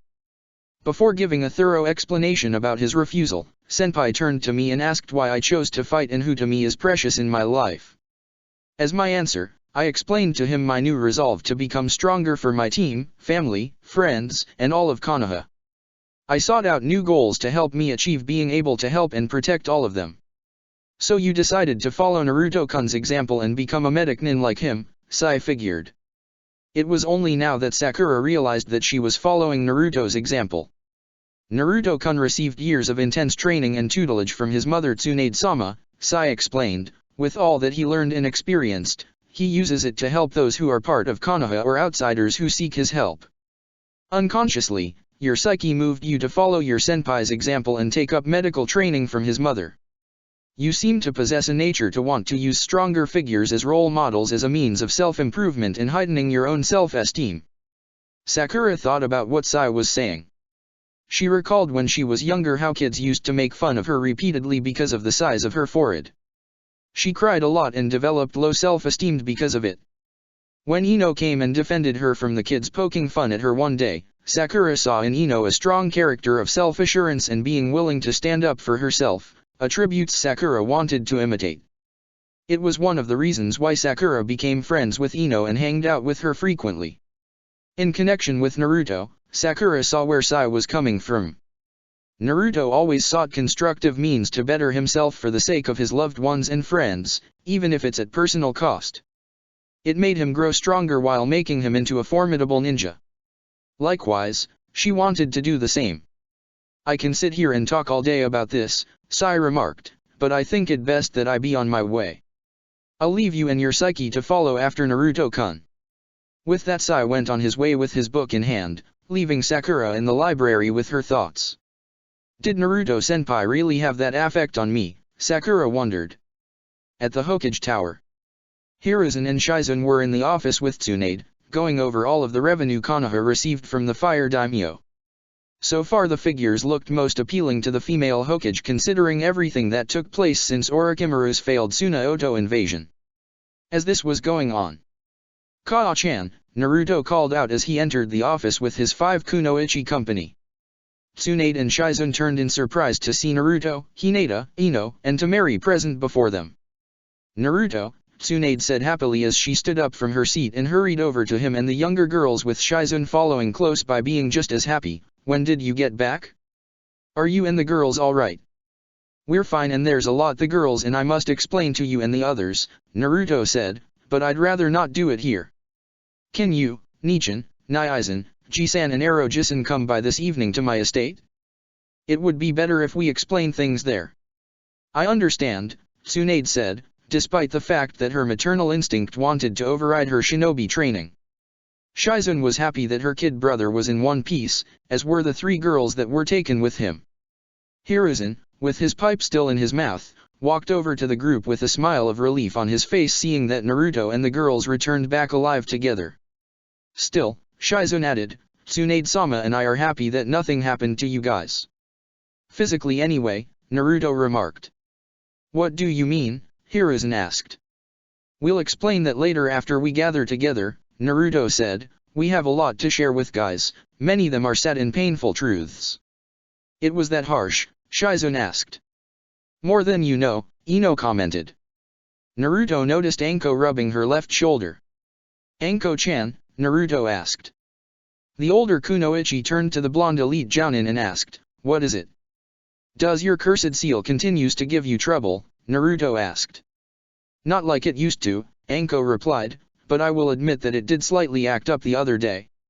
"I can free you from it," Naruto said, causing Anko to look at him questionably. "What did you say?" Anko asked. "My Harai Fusion," Naruto explained, "I tested it out and the seal works. I was able to extract the cursed seal from off that Oto Kunoichi the other day before my unexpected call elsewhere." Anko left her right hand over her left shoulder where the cursed seal was. The very thought of being freed from that abomination was something Anko was willing to do anything for. Orochimaru's cursed seal was a most complex one in design and nature, Hiruzen commented. "Removing it was something that even I couldn't do. The very fact that you were able to develop a sealing jutsu to remove it is an amazing feat." "Shizune Nichan gave me the idea of how I could remove the seal really," Naruto replied. Hiruzen and Tsunade turned to the blushing woman. "I didn't do much really," Shizune remarked modestly. "I simply told Naruto-kun that like him, Orochimaru was the kind of person who puts his sweat and blood into everything he does, and that we always put a part of ourselves into whatever we do or create." "You were able to create that Harai Fusion based on that statement?" Ryota asked. "That's the way my son's mind works," Tsunade remarked. "When can we begin the seal's removal?" Anko asked anxiously. "As soon as I gather all of the required utensils and have you meet me at the designated location for the extraction process," Naruto said. "It'll be at the same location where I performed the sealing process on that Oto Kunoichi. It's also the same chamber Kakashi used with Sasuke when he used the Fuja Hourin to suppress the cursed seal on Sasuke's neck." Anko immediately knew the location Naruto was talking about. "I'll be there," Anko said. "How long will it take you to get everything together?" "Give me 2 to 3 hours, Naruto said before he shunshined from the office. Before anyone could say anything, an Umbu appeared in the office. "Tsunade-sama," the hawk-masked Umbu said, "the Oto Kunoichi has awakened." "What's her condition?" Tsunade asked. "Besides remembering her name being Teiwa," the Umbu explained, "she has no recollection of her life or memories. We had doctors brought in to confirm her condition and the results all came back the same. Her amnesia is no pretense and it's unconfirmed how long it'll last if it isn't permanent." Tsunade was quiet as she remembered Naruto's thorough report about the extraction process that was performed on Teiwa. She recalled Naruto mentioning possible psychological effects on the girl as a result of her repeated usage of the cursed seal. "Does this mean that Anko-san will have long-term memory loss as a side effect of the Harai Fusion?" Hinata asked. "Not likely," Tsunade said. "Based on my son's report, the same side effects won't occur with regards to Anko since she have a different mental condition along with the fact that she refrained from ever using Orochimaru's cursed seal. Removing the cursed seal off her won't be as problematic." "Not as problematic," Anko remarked with a raised an eyebrow. "You're already aware that the cursed seal embeds itself into its host's chakra coils and the more it's used the more potent its influence and integration becomes," Tsunade explained. Though you don't have that problem, however, that doesn't mean you won't experience some measure of pain in having that seal extracted from out of your chakra coils. You still have the option to turn down dash. I'll chance it, Anko remarked. If there's a risk of memory loss, then I'll make a cage bushin or two before Yondaime Hokage starts the sealing jutsu and have them on standby should I have memory loss. Yondaime Hokage will burst my cage bushins and my mind will absorb and process my clone's memories. That sounds good in theory, Hiruzen stated, but the question is, can it be pulled off without the cage bushins being destroyed while the extraction is in process? Your body may not be able to handle the strain if you apportion your chakra among your clones. Naruto's Harai Fusion is far more complicated than the Fuja Houran Jutsu Kakashi used on Sasuke, Tsunade explained. I know there's a risk, but I'm willing to trust Naruto-kun, Anko replied as she turned to leave. Opening the door, she stepped out and left the tower, leaving the others to their own business. Shizune, Tsunade instructed, report to the hospital where this Teiwa is being kept. Have the medical staff there give a full report about her condition. What will you do with her? Shizune asked. Without her memories, there's no way we can retrieve information about Otagaku. How do you sentence a kunoichi for crimes she has no memories committing? I'll deal with that later, Tsunade stated, after you bring back the information I require from you about the girl. Maybe I can be of assistance, Ino spoke up after a long period of silence. I can use my jutsu to see if I can find any remaining scraps of her memories. Tsunade nodded. Alright then. Accompany Shizune to the hospital. Hinata go with them too. Your Byakugan may be of some use to them also. I'm seeing a pattern in how those two girls are paired and used together, Tamari contemplated. Hi Tsunade-sama, Ino and Hinata said simultaneously before leaving with the older woman as they were being escorted by the Umbu to the hospital. Turning to the two remaining kunoichis, Tsunade said, since you two are here, I guess I can discuss a mission to Suna I had in mind for you to marry. Tamari's head perked up on hearing about traveling to her home village. Anything vital? Tamari asked. Some documented reports from our ninjas who were assigned to your home village to help restructure the shinobi training regiment there will need to be brought back here, Tsunade said. I had in mind that you and Ryota could make that trip to Suna in the next 2 to 3 days. That shouldn't be a problem, Tamari said, while wanting to see her siblings, Baki, and the rest of her Sunanins again. Is Suna cool this time of year? Ryota joked. All the while, Naruto returned back to his estate and learned that his clones found a small narrow tunnel from where Leviathan, while it was in its serpent-like state, slithered from. The tunnel led to a small lake a half a mile outside the estate grounds. The clones were unable to trace the trail any further since rain from yesterday washed away any remaining trails, thus leaving Naruto's clones in a dead end. Seeing that nothing more could be done, Naruto had his clones destroy the tunnel and then he dispelled the cage bushins and absorbed their memories and experiences. He returned to his house and gathered all the supplies needed for the Harai Fusion. When he was done, he hurried on his way to the chamber where he told Anko to meet him at. Arriving at the underground facility, he entered inside the darkened underground building and made his way down to the assigned chamber where the sealing was to be done. There were a series of candles through the halls that proved to be the only source of light in the facility. After some walking, he came to a strong wooden door and opened it up. Stepping into the chamber, Naruto closed the door behind him and summoned several cage bushins. You all know what to do, Naruto said as he handed his clones the utensils needed for the seal writings.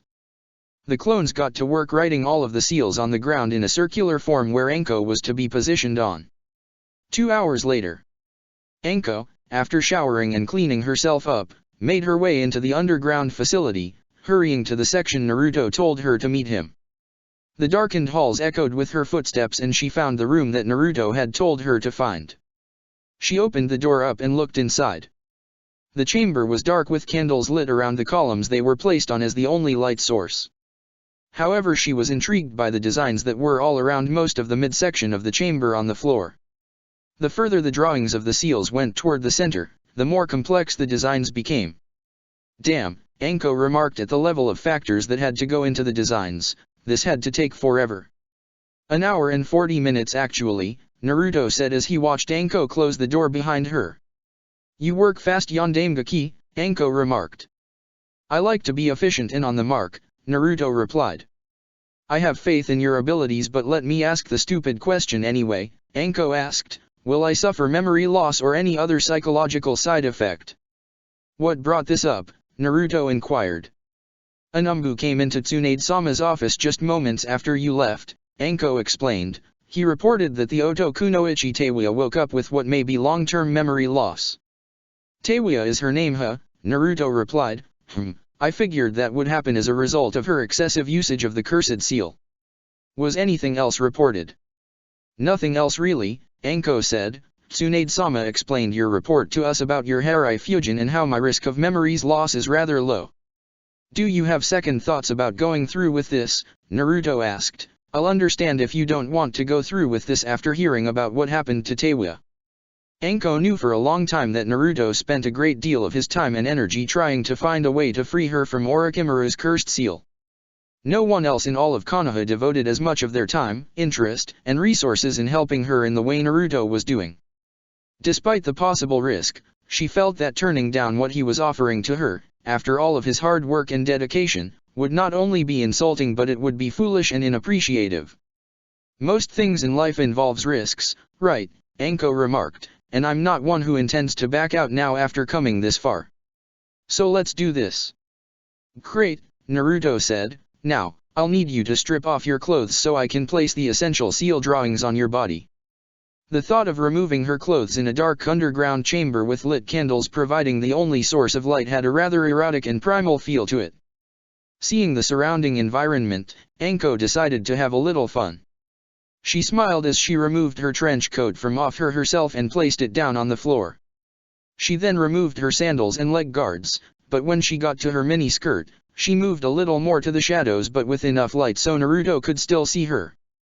There, she took her skirt off and allowed it to gracefully slide down her legs. Naruto saw what Anko was doing and frankly, it was both erotically enticing and annoying all at the same time. Part of him wanted to tell her to be serious but another part of him was enjoying the show. Getting to her fishnet bodysuit, Anko shooting Naruto a toothy smile, slowly removed it off her, teasing Naruto in the process as more of her maturely developed body became more visible in the light while the rest remained hidden in the shadows. Anko eventually removed the bodysuit completely, revealing her completely nude form for the first time in front of him. It took every fiber in Naruto's being not to pass out from nasal blood loss seeing the beautifully shaped and toned body Anko possessed. Despite the darkness, he was about to see a few battle scars on her body, but they only served to prove that she was a well-seasoned kunoichi. You'd be surprised how many men would kill to be in your place right now Naruto-kun, Anko teased with sultry tone, feel free to touch and feel me wherever you like. Naruto had a heavy blush on his face while feeling the arousal in his pants. Forcing his professionalism to kick in, Naruto said, Yes Anko-chan. Please come forward so I can properly write the seals around your body. Please be gentle, Anko continued teasing, it's my first time. Anko-chan, Naruto muttered, fighting to keep his head focused, please stop teasing me like that. I'd sincerely hate for one of my seals to be written incorrectly because of my lack of focus. Fine, Anko said, but you're going to make it up to me. Whatever you desire, Naruto replied. Anko stepped over to the center of the seals on the floor and stood completely still. The blonde summoned 3 more clones and each clone assumed a side of her body while Naruto himself took the front. Kneeling down and starting from her feet, the 4 of them started applying the special ink all around her body. She shivered from the feeling of the cold ink and the fact that the chamber was cold also didn't help either. She sought find a way to keep herself distracted. Did anything interesting happen in that world you went to? Anko asked. I ran into you there, Naruto said. You did? Anko asked. What am I like there? No different really, Naruto remarked, receiving a snort from the older woman, but on a serious note, in that world, you weren't my sensei, in fact, we're not friends or close at all. That's not very funny, Anko said. It wasn't meant to be a joke, Naruto replied, in that world, the bond and understanding share with each doesn't exist. However, you did flirt with me a little bit and my other self is downright scared to death of you. He kept referring to you as the psycho snake lady. I must have left quite an impression on the Gaki, Anko said. You did, Naruto said as he and his clones moved high up her body in applying the seals, He looked at me like I was nuts when I told him and the others that I have a thing for Konoha's bad girl. Anko snickered, you say the sweetest things, Yondaime Hokage. They both continued to talk about other facets regarding the stark differences between himself and Yu Naruto. When Naruto explained about Yu Naruto's choice of fashion, she had to bite her tongue down so as to not burst out laughing at the visualization of Naruto wearing a bright orange jumpsuit. Anko listened as Naruto told her parts of what he saw in the other realm, sensing both the sadness and anger that was in his tone. Regardless, Naruto was in control of his emotions and didn't allow them to get the better of him. The older woman was happy that Naruto didn't see her blushing face after he reached her waist while he was still on his knees in front of her. The position they were in was most awkward and Anko was able to feel heat generating within her being despite the cold temperature in the chamber. It didn't help that her nipples were getting erect also. She never been with a man before, but she was aware of the fact that many young men, and some older ones also, would look at her lustfully. She got to see a few husbands getting smacked across their heads by their wives for looking her at even for a second. Her demeanor and bodily features were what made her longing for the eyes and also dangerous to unsuspecting targets ready for the slaughter. With Naruto though, he did something that no other male was ever able to do, he won her affections and accepted her for just who she was regardless of her past life. The situation Anko and Naruto were in made it so tempting for her to just grab and ravage Naruto where he stood, but she knew that she couldn't allow her hormonal impulses to get the better of her, especially with what he was currently doing. Shutting her eyes tightly, she focused on unpleasant thoughts, namely, guy in his good guy pose wearing a tight green man's bikini. It was nauseating, but it helped lower her arousal. Naruto, already having a difficult time concentrating while applying the seals since the beginning, had to struggle with his own hormones and the erection in pants and use all of his shinobi training to keep his head focused. True, he's been with 3 other females before, however that only served to complicate things since his body was fighting with him and wanting to satisfy its fleshly desire for intimacy. He continuously kept reminding himself that now was not the time for fleshly pleasures. He and his clones were soon able to move upwards past her waist as they continued applying the special ink drawings around her body. As his clones did her arms, shoulders, and back, Naruto worked on her stomach and breasts. He got a good view of her hardened nipples, but he kept his comments about them to himself, not wanting to add to the situation they both were already in. Soon they reached her neck and finally her face. From head to toe, Anko's body had seal drawings placed all around. Before long, the task was done. "Alright Anko-chan," Naruto said, "now we'll proceed to the next task." Anko thought about making cage bushins, but when she recalled Hiruzen's words to her, she decided against it. Plus, when she thought about it, she saw she would need all of the chakra her body had. "Let's get this over with," Anko said as Naruto gestured for her to sit in the center of the writings. There was no more talking from this point on. Naruto stepped out of the circle of seals before he pulled out and opened up his scroll for the Harai Fusion and placed it on the ground in front of Anko. He then pulled out a small vial carrying Orochimaru's blood samples in it and opened it to pour a few drops of blood on it. Closing the vial back up, Naruto raced through a series of hand signs and clasped his hands together, Funjutsu, Harai Fusion. Immediately the seals started glowing with purplish-blue chakra radiating out of them. The chakra from the seals rose up and out of the scroll and over into the seals' writings on the ground. The seals started glowing while circulating chakra that was making its way over to where Anko was sitting. Anko closed her eyes as the chakra gradually enveloped her completely. The seals on her body started glowing also until they were absorbed into her body and into her chakra coils. Suddenly it was like every nerve and fiber in her body was set on fire. The pain was excruciating and she gritted her teeth, not wanting to let out a cry from what she was experiencing. It was almost as bad as when she first got the mark. Naruto soon saw the cursed seal on her neck glowing and reacting to the Harai Fusion. Anko reached for the mark, feeling the burning sensations from it. She didn't see Naruto hurrying over to her, nor did she feel his hands holding her down to the floor by her shoulders. All she heard was a loud scream filled with immense pain, totally unaware that it was her own voice. Moments later, her world went completely black. Chapter 73, Dimensional Impact. Anko shifted slightly from side to side. Her eyes gradually opened as they slowly adjusted to the dim light in room. Her eyes hurt slightly from the feeling of the mixed low lighting and darkness making contact with her eyes. Her whole body ached temporarily before the pain died out as she moved to sit herself up. She looked around and found that she was no longer in that underground facility. Rather, she was laying on a comfortable bed in what she thought looked like a well-decorated bedroom. Though the lights were dimmed, she was still able to see well enough to know the furniture and rugs that were in the room. She moved her right hand toward her head to massage the soreness she felt there. Soon she looked around and found that her clothes, trench coat, and gear were lying on top of a chair nearby the small table in the room.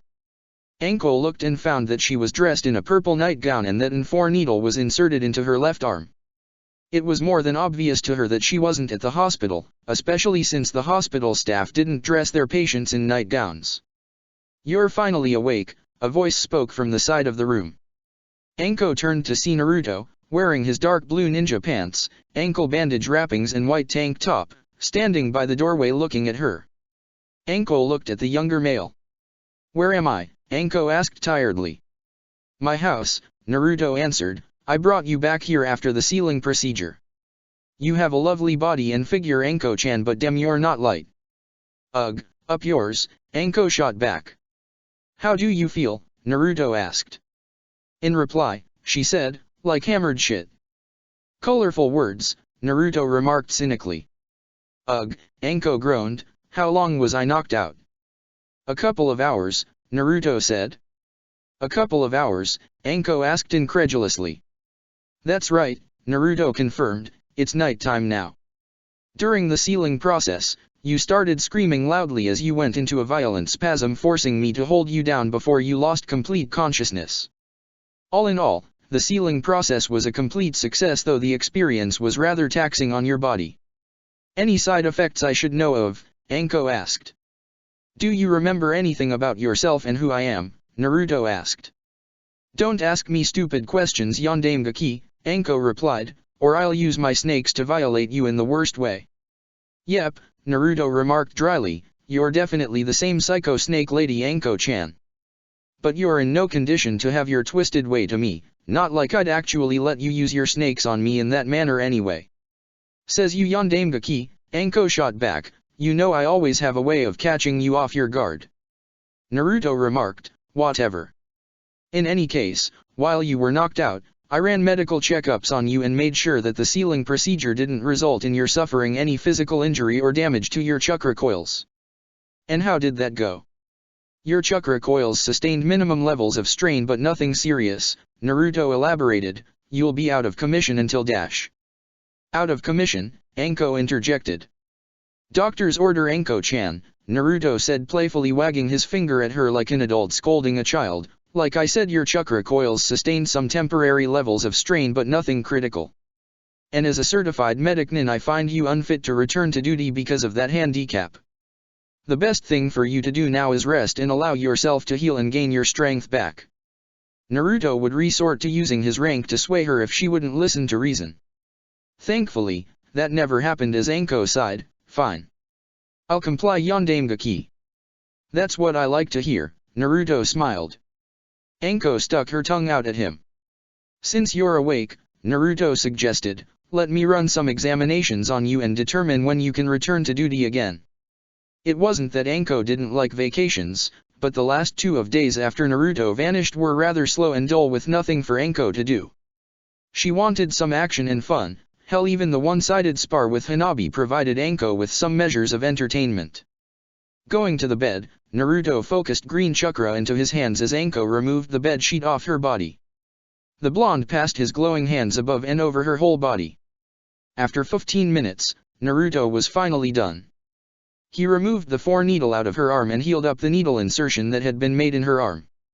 "You'll be all better and back to full strength within another 2 days, Naruto assured. "That's good to hear," Anko smiled in relief while sitting back up against the headrest of the bed. Turning to look at Naruto, the older woman asked, "So why did you bring me here and not the hospital?" "To be honest," Naruto explained as he scratched the side of his head, "I didn't think you needed to go to the hospital. Plus I didn't want to fill out the paperwork for it.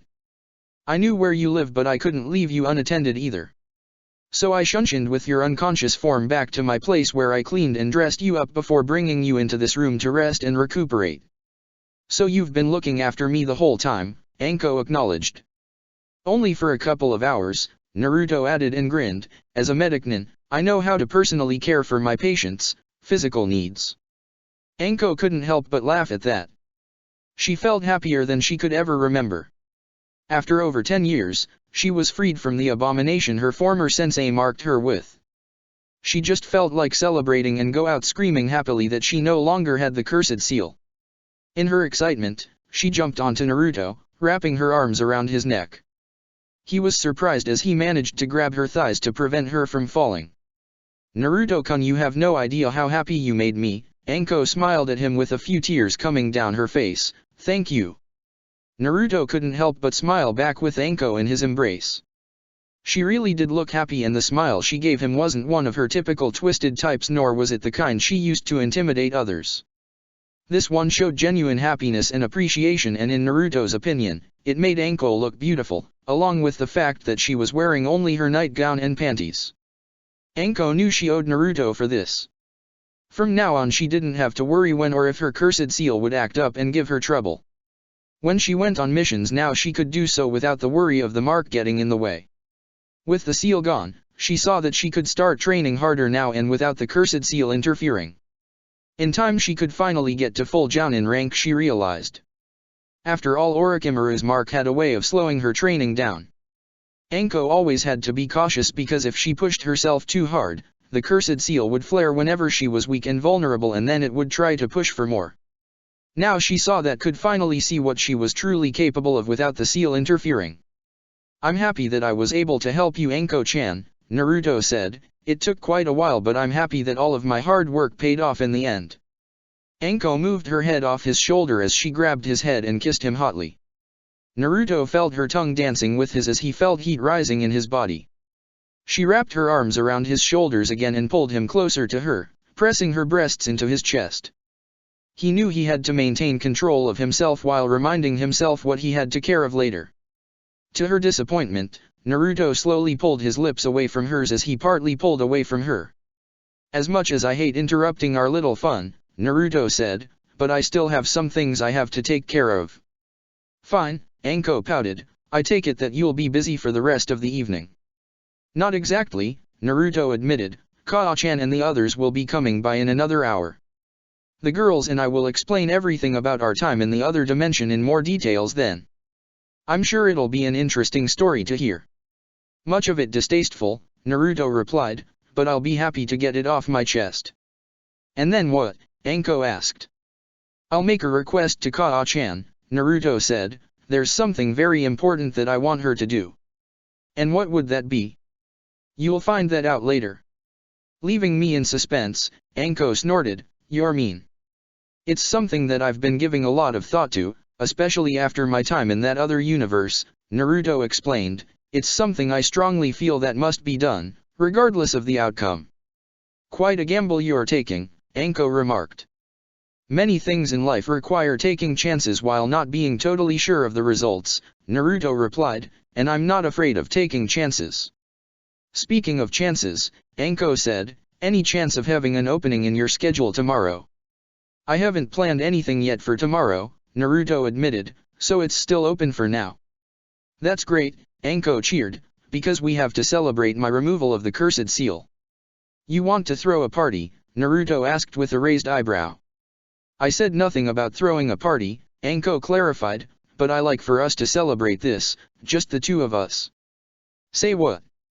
Back in that dark room you said you'd make it up to me, and you said that it could be whatever I desired, Anko reminded the elite Jounin. Naruto was now in deep thought as he now remembered what he said to her before he wrote the seal writings about her whole body. Yeah, Naruto recalled, I did say that. And I'll have to keep my word and not go back on it. Like I'd let you, Anko grinned, don't worry. I'll have something specially planned for us tomorrow night. I'm sure, Naruto remarked, while wondering what she could be contemplating for tomorrow night. Anko smacked him across his shoulder. So did anything interesting happen while I was knocked out? Anko asked. Shizune Nichan, Ino-chan, and Hina-chan went and examined that girl Teiwa, Naruto explained, from what they explained to Kaa-chan and I, that former Otoku no Ichi lost most of her memories of her previously life, though she surprisingly knows how to use vulgarity in the most colorful manner. Ino-chan, after doing a mental evaluation, found that Teiwa still has memories of her skills as a ninja, especially in genjutsu, but said to say they were unsuccessful in retrieving any information leading to the possible location of Otogakure. That blows, Anko remarked. Anything else? Ryo-chan and Tima-chan will leave for Suna in a couple of days.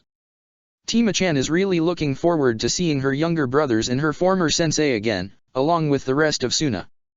That would just leave you alone with Hina-chan and Ino-chan to keep you company after the next couple of days. What do you mean? Anko asked, wondering where he was getting at. I'll be leaving Konoha for IWA in a few days, Naruto said. I have some business to settle with them. You got balls to be doing that, Anko replied. You know how much they hate your father and you're going there personally. Me and a few others. Who are accompanying you as your entourage? Anko asked. Team 9, Shikamaru, Choji, Kiba and Shino, Naruto said. Members from teams 8, 9, and 10, Anko replied. You don't plan on taking Jounins with you. I know the inner workings of Uegakure, the Tsuchikage Tower and Tsuki no Kuni inside out, Naruto said. You had Ryota explain them to you, Anko assumed. No, Naruto corrected. Ino-chan and I did some mind probing on 2 IWA Jounins while in that other world. I'm sure that there will some differences but nothing drastically major. And you believe your intended entourage is ready for this, Anko remarked. I'm confident that the ninjas I personally selected will make a good entourage for me, Naruto remarked. Besides, I never really got to work with them on any missions before, so this should serve as a good experience for us. How long will you guys be gone? For about a week or two depending on how things work out, Naruto shrugged. So you're expecting trouble, Anko figured.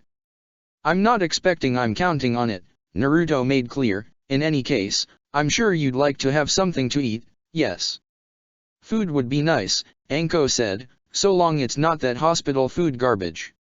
Whatever, Naruto shrugged before he turned to make his way to the door.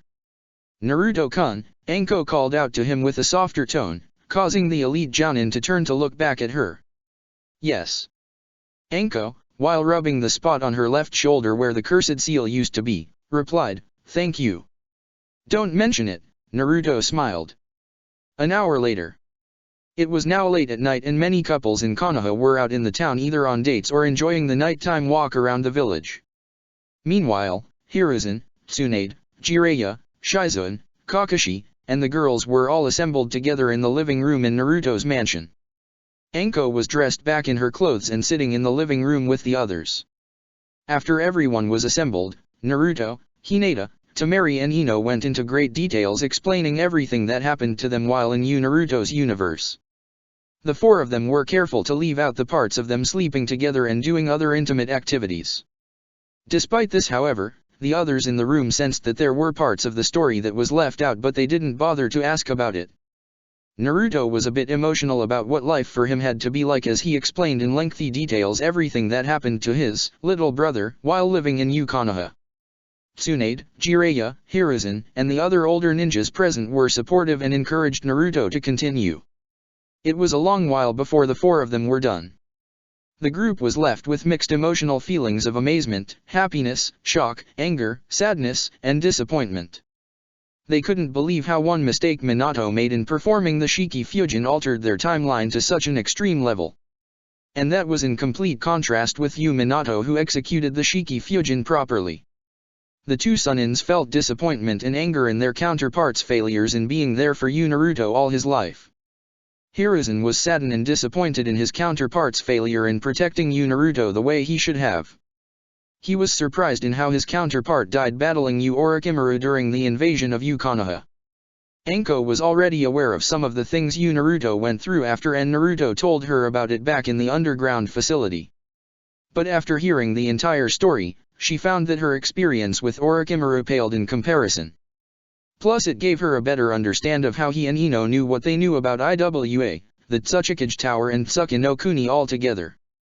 Kakashi found it hard to believe that his tight brotherly bond with Naruto wouldn't have happened had it not been for his sensei's botch up of the sealing jutsu. Shizun didn't really know how to feel.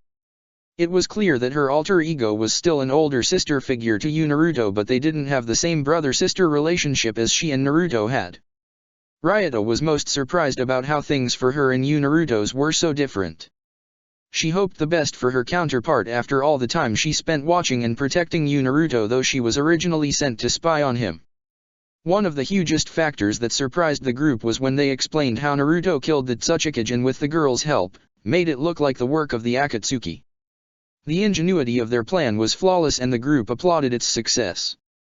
Naruto then explained that he copied years' worth of essential segments of his knowledge, experience, and wisdom as an S-class elite Jounin and permanently infused it into Naruto's consciousness.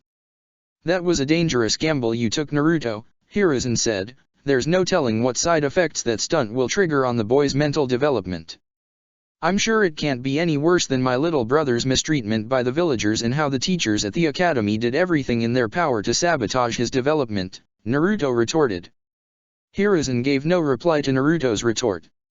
It didn't go unnoticed how Naruto kept referring to Naruto as his little brother. It was very clear to everyone how much Naruto cared for his counterpart and how much he wanted to help him. I didn't want to leave that universe with nothing to give to my little brother, Naruto said, and I was not going to let Kaa-chan and Ero-jisen's counterparts slide easily for their failures. I made sure to set in motion that they and the rest of the villagers would rue the day they failed and shamed my father and abused my little brother. We won't be there to see it happen, but it will soon, I'm sure of it. How do you know this? Jiraiya asked. I made your counterpart have an epiphany with a ghost from his past, someone who was like a son to him, Naruto said. Jiraiya didn't need to guess whom Naruto was referring to, as he could only wonder how he pulled it off with Minato sealed inside him. And knowing Shikamaru, Naruto continued, he's going to investigate my little brother's history and expose the truth in one way or another, no matter how troublesome. That world was really messed up on so many levels, Ino added, seeing the way I turned out as a Sasuke fangirl in the universe made me nauseous. Ugh, I nearly barfed. I'm going to have to work on Sakura ridding herself of that. We practically had to give our respective counterparts some major pointers in developing and refining themselves to become more competent kunoichis, Hinata spoke up. My other self had major issues with self-confidences and self-esteem. I'm happy she had been working on improving herself before our arrival to their world though. It's still amazing that my grandson from that dimension managed to pull off such an amazing feat in executing a jutsu of that nature and caliber, Hiruzen marveled. I always believed that it would take an experienced seal master to pull off such a jutsu. He would make quite the seal master with proper training. What that Gaki did show that the newer and younger generation ninjas will accomplish feats beyond that of the older generation, Tamari said, but for his own good, Naruto-kun wiped out his memories of the seals used to summon us to his world. Among everything we heard, Ryota said, I almost can't believe that in that world I was given the secret mission to spy and impregnate myself with Naruto-kun's baby. Almost, Anko teased, so in other words, you would have gone through with screwing Yondaime Hokage for all he was worth if your former Kage had assigned you the mission to do so. Ah, he'd have loved it, Ryota remarked. Tsunade cleared her throat as she looked at the two females with a frown to get their attention back on focus. Hiruzen, Jiraiya, and Kakashi were giggling at the perverted talk between the two females while Shizun looked at the men and snorted. Hinata, Ino, and Tamari had to fight back a blush that appeared on their faces, but for their own reasons. Shizun and Tsunade assumed that it was because of Anko and Ryota's remarks to each other. Besides not wanting to leave my little brother with nothing, Naruto explained, my infusing my knowledge into my little brother was the only key to returning us back home. Otherwise we'd have been stuck there for years perhaps. What Konohamaru summoned me for was no small favor, as I already explained earlier. It'll take him time to train himself in the use of the gifts I gave him. Gifts? Shizun asked. I gave him some new sets of clothes and training gear, Naruto said. That previous outfit of his had to go. How did he look like in that world? Shizun asked. Naruto stood up from his recliner and formed a hand seal and performed a henge. When the smoke cleared, he was the exact replica of Naruto in his orange jumpsuit. Anko doubled over and cracked up. Hiruzen, Jiraiya, Tsunade, and Shizun sweat dropped at the sight. You can't be serious, Kakashi remarked in disbelief. You look at a little pipsqueak, Ryota laughed. Your counterpart actually wears that atrocious bright orange jumpsuit, Jiraiya said incredulously. It was his means of getting attention, Naruto said as he returned back to normal and sat back down. Like we explained, he was a kid starving for any attention he could get, even if it meant being chased after by angry villagers and shinobis for his pranks so long he was acknowledged. He had it really hard, Tsunade said with a maternal tone. It's said that my other self was never there for him all those years. Nothing personal, Tsunade-sama, Ino explained. From what I saw from Ryota's counterpart's memories, your counterpart was an unstable drunk and gambler with major emotional issues. What from I saw, she would have made a terrible mother to the other Naruto-kun. I was no different back then years ago, Tsunade recalled. You're wrong, Hiruzen countered. You were completely different, Tsunade. How so? Tsunade asked. You know how bitter I was after everything I've been through and lost after the Third Shinobi War. You were willing to return to Konoha while putting aside your personal problems and bitterness toward the village to care and raise Naruto as your own son, Hiruzen pointed out, even at the risk of your own life. You had a genuine maternal spirit and I knew I could entrust Naruto's upbringing and protection to you. Believe me, I wouldn't have considered requesting your return for a moment if you were anything like your counterpart. But that wasn't the case. Therefore there's no point in dwelling on that. There was a short moment of silence amongst the group. That silence was soon broken. I won't lie to any of you, Naruto said somberly, my little brother is among the major reasons why I didn't go and slaughter half of the village in retaliation the same night the girls and I were summoned to that world. Naruto, you can't mean that, Hiruzen remarked. I do, Naruto replied. But I realized that though I had my rights to be angry and disgusted with that version of Konoha, mass genocide of that magnitude wouldn't have made matters for my little brother any better, especially since he himself didn't do the job of killing them and becoming a self-fulfilling prophecy of becoming the Kyuubi they all said he was. He'd have despised me for it and I didn't want that. Hina-chan, Ino-chan, and Tima-chan were very supportive in helping me through my ordeals. There's no telling what would have happened if they weren't there when they were. We're happy that they were there for you, Naruto, Tsunade said. Whatever it was they said to you I'm sure did the job in mending your pain. The three girls lowered their heads slightly as a small smile appeared on their faces.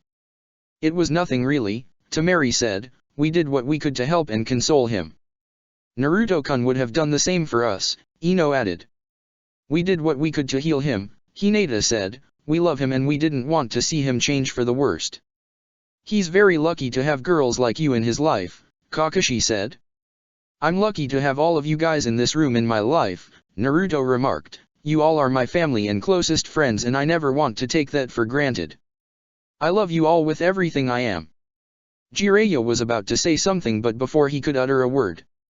But during my time in that other reality Kyuubi was no help as he kept mocking me about how awful my life could have turned out in this world, Naruto added. I'm sorry to say this but, even now, a part of me still questions the integrity of the people of Konoha. Naruto-kun, Hinata started but was cut short when Naruto raised his hand to allow him to continue. Don't get me wrong please.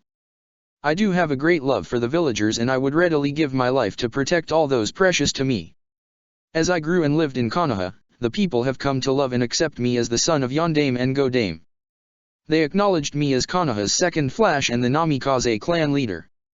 However, having to live behind the walls of secrecy with the villagers being ignorant to the truth about Kyuubi's imprisonment within my being and seeing what life for my little brother had to be with the villagers knowing his secret from the beginning have thus caused my questioning of our people's integrity to form and remain, even now. Tsunade and the rest in the living room didn't like where the conversation was going. What are you saying? Tsunade asked carefully, sensing where her son was getting at. Looking directly at Tsunade, Naruto said, as your son and Namikaze clan leader, I request that you make a public announcement to the villagers of my status as the Jinhiriki of Kyuubi no Yoko. The room was now in an uproar. That's out of the question, Tsunade yelled at Naruto as she stood up from the sofa with Jiraiya standing beside her trying to calm her down. I will not grant that request. You can and you will, Naruto argued as he stood up to face her and Jiraiya. Do you have any idea what that could trigger from the populace? Jiraiya replied. We won't know until we see it for ourselves, Naruto countered. I want to see their truth faces toward me and see where their integrity with me stands. You'll be putting yourself in more danger than you are already accustomed to, Tsunade shot back, not to mention that the Akatsuki would put more of an effort to acquire you once it's confirmed that you are indeed a Jinhiriki. They will seek to acquire me regardless, Naruto argued, the fact that I can summon foxes assures that. And if they come in full force and attack Konoha, killing many in the process, the villagers will definitely demand an explanation as to why they attacked the village. One way or another, the villagers will discover that I'm the carrier of Kyuubi, and if they found out by another source other than from you both or myself, they would lose a great deal of trust and faith in your leadership and integrity. We've been through this before, Naruto, Jiraiya stated sternly. I believe I told you before about the kind of life Jinhirikis live. I know, Naruto said, and I saw it through the eyes of my little brother, who lived the horrific life I was spared from. He's the mirror reflection of what my life could have been if my father didn't blunder the Shiki Fujin. That one mistake, if I can even call it that, is the reason why my life didn't turn out the way it did, like how it was for my counterpart. I want to see if they'll accept or reject me and see me as the Kyuubi itself and wish for my death.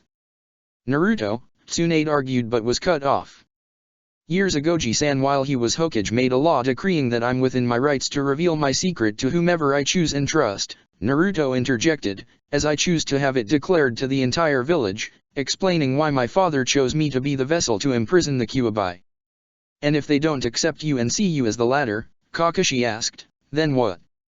Then I'll have to prove to everyone who I am and what I'm not, Naruto said. My little brother spent his entire life doing so despite the years of mistreatment he was forced to endure. Through that, not only did he begin to gain and receive true acknowledgement from the villagers, but he also acquired an amazing strength from that experience, a strength that I found that I'm lacking completely. And what kind of strength could that be? Tsunade asked. Naruto took a moment to calm down and think clearly. After a minute he broke the silence. The mental and emotional strength gained when you have the support of the villagers who acknowledge and accept you not only as the Jinhiriki, Naruto calmly explained, but also as the human being that you are. That's the strength that I'm lacking, and it's the same strength that Gaara too is working so hard to acquire from his people back in Suna. Gaara and I both want that same strength to make us stronger for our people. Temari felt moved and touched by his words. She knew the kind of life her youngest brother was forced to live and how he had been making continuous effort to improve his image and relationship with his people and with Kankuro, Baki, and her. Seeing Naruto seeking to empathize with Gaara on such a level while at the same time trying to improve himself touched her heart and only served to make her love Naruto even more. Hinata, Ino, and Temari moved from the sofa and gathered around Naruto. Ryota and Anko soon followed in suit and stood with him. Naruto-kun, Temari said, no matter what the outcome might turn out to be, we'll stick with you to the bitter end. And if the villagers have a problem with that, Anko added, then they'll be in for a rude awakening, Namikaze's 5's style. Hopefully it won't come to that, Shizune spoke up, but no matter what, we'll be there for you, Naruto-kun. We would never abandon you, you know that. You have quite the heart wanting to go through with this, Jiraiya said. I still say that this idea sounds downright ludicrous. Are you certain you want to go through with this? More than anything, Naruto replied, I won't back down from this. It's clear that this other Naruto has made a huge impact on you, Hiruzen stated. In some ways you're trying to be like him and follow his example. Naruto looked at the former Hokage and nodded in agreement. You're as stubborn as Minato, Tsunade said, and just as hard-headed. It was clear that Tsunade was being protective of her son and his well-being. After all, no caring parent would want their child or children to be hated by the very people they dedicated their lives to protect and serve. I'm sure my father would have agreed with me, Naruto replied. Yondaime saved Konoha from Kyuubi once. I've been doing it every day since my birth, and it's high time the people face the facts and accept it. Besides, it's not like they can give me the same ill treatment like the people back in that other dimension gave my little brother. And I won't hesitate to put them in their places if whatever bitter feelings toward me develop and move them to step out of line with me. And should they have any fear of Kyuubi resurfacing, their fears could be put to rest since I possess the expertise of a true seal master. Therefore Kyuubi won't be freed from his prison.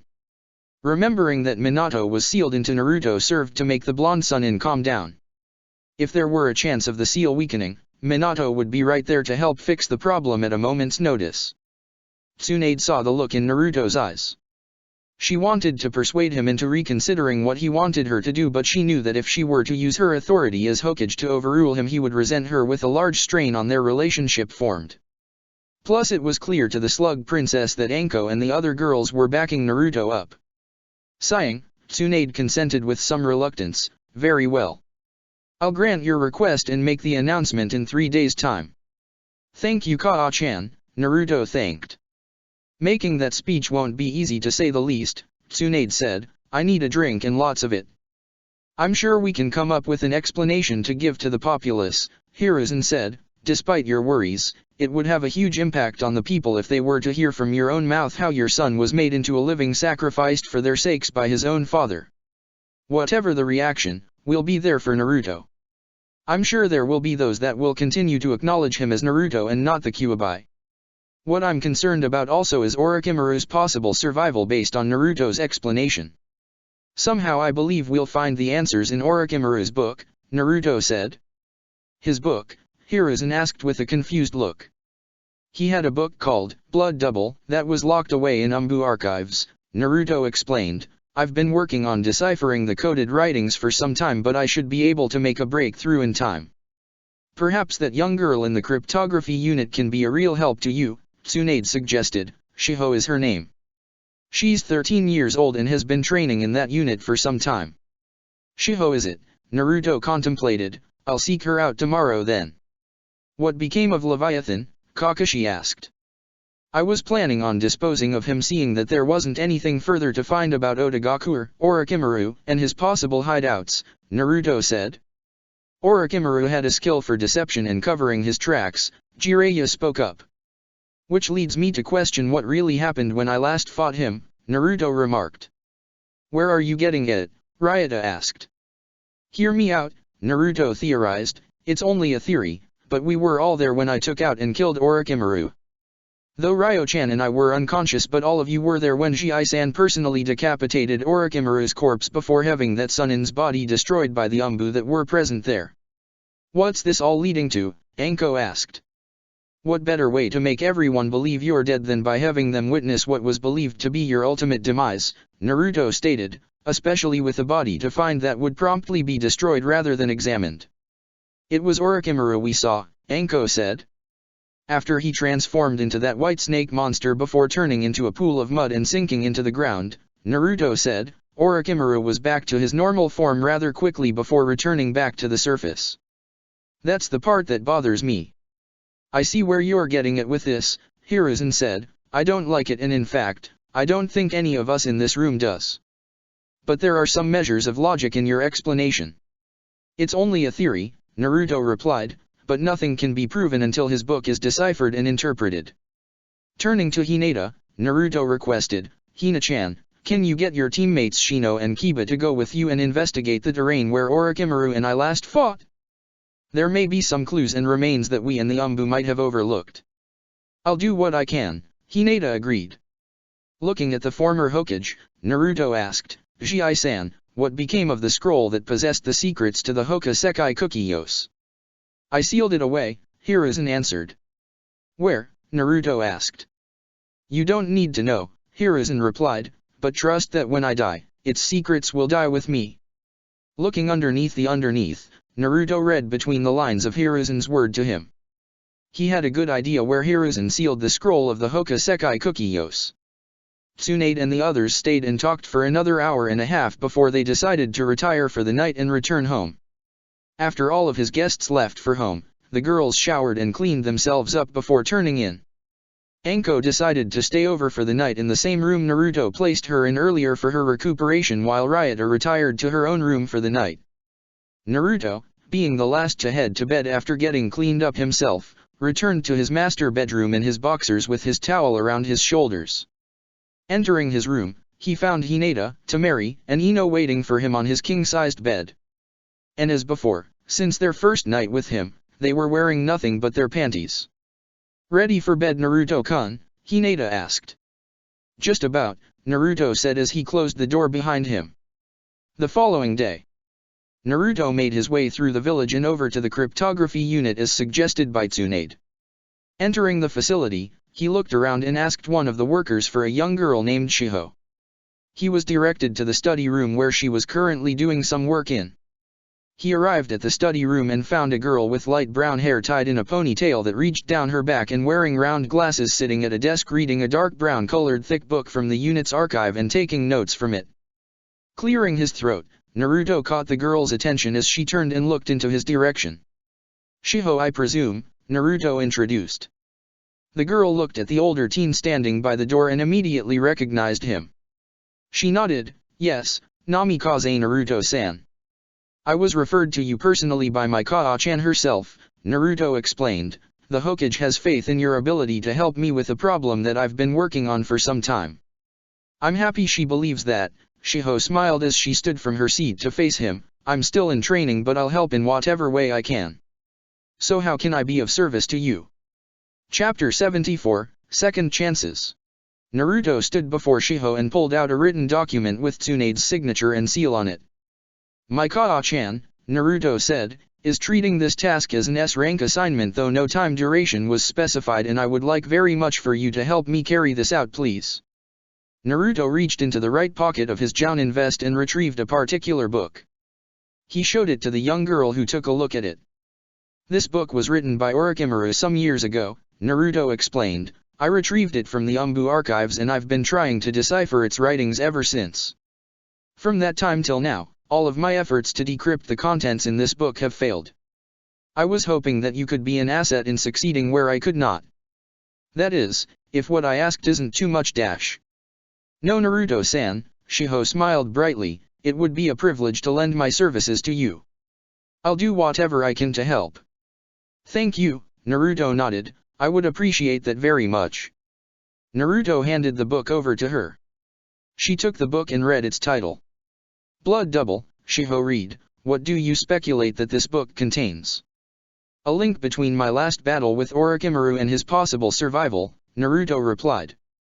"I don't believe I follow," Shiho confessed with a confused expression. "Wasn't that renegade Sunin slain by your hands personally?" "I read the reports some time ago."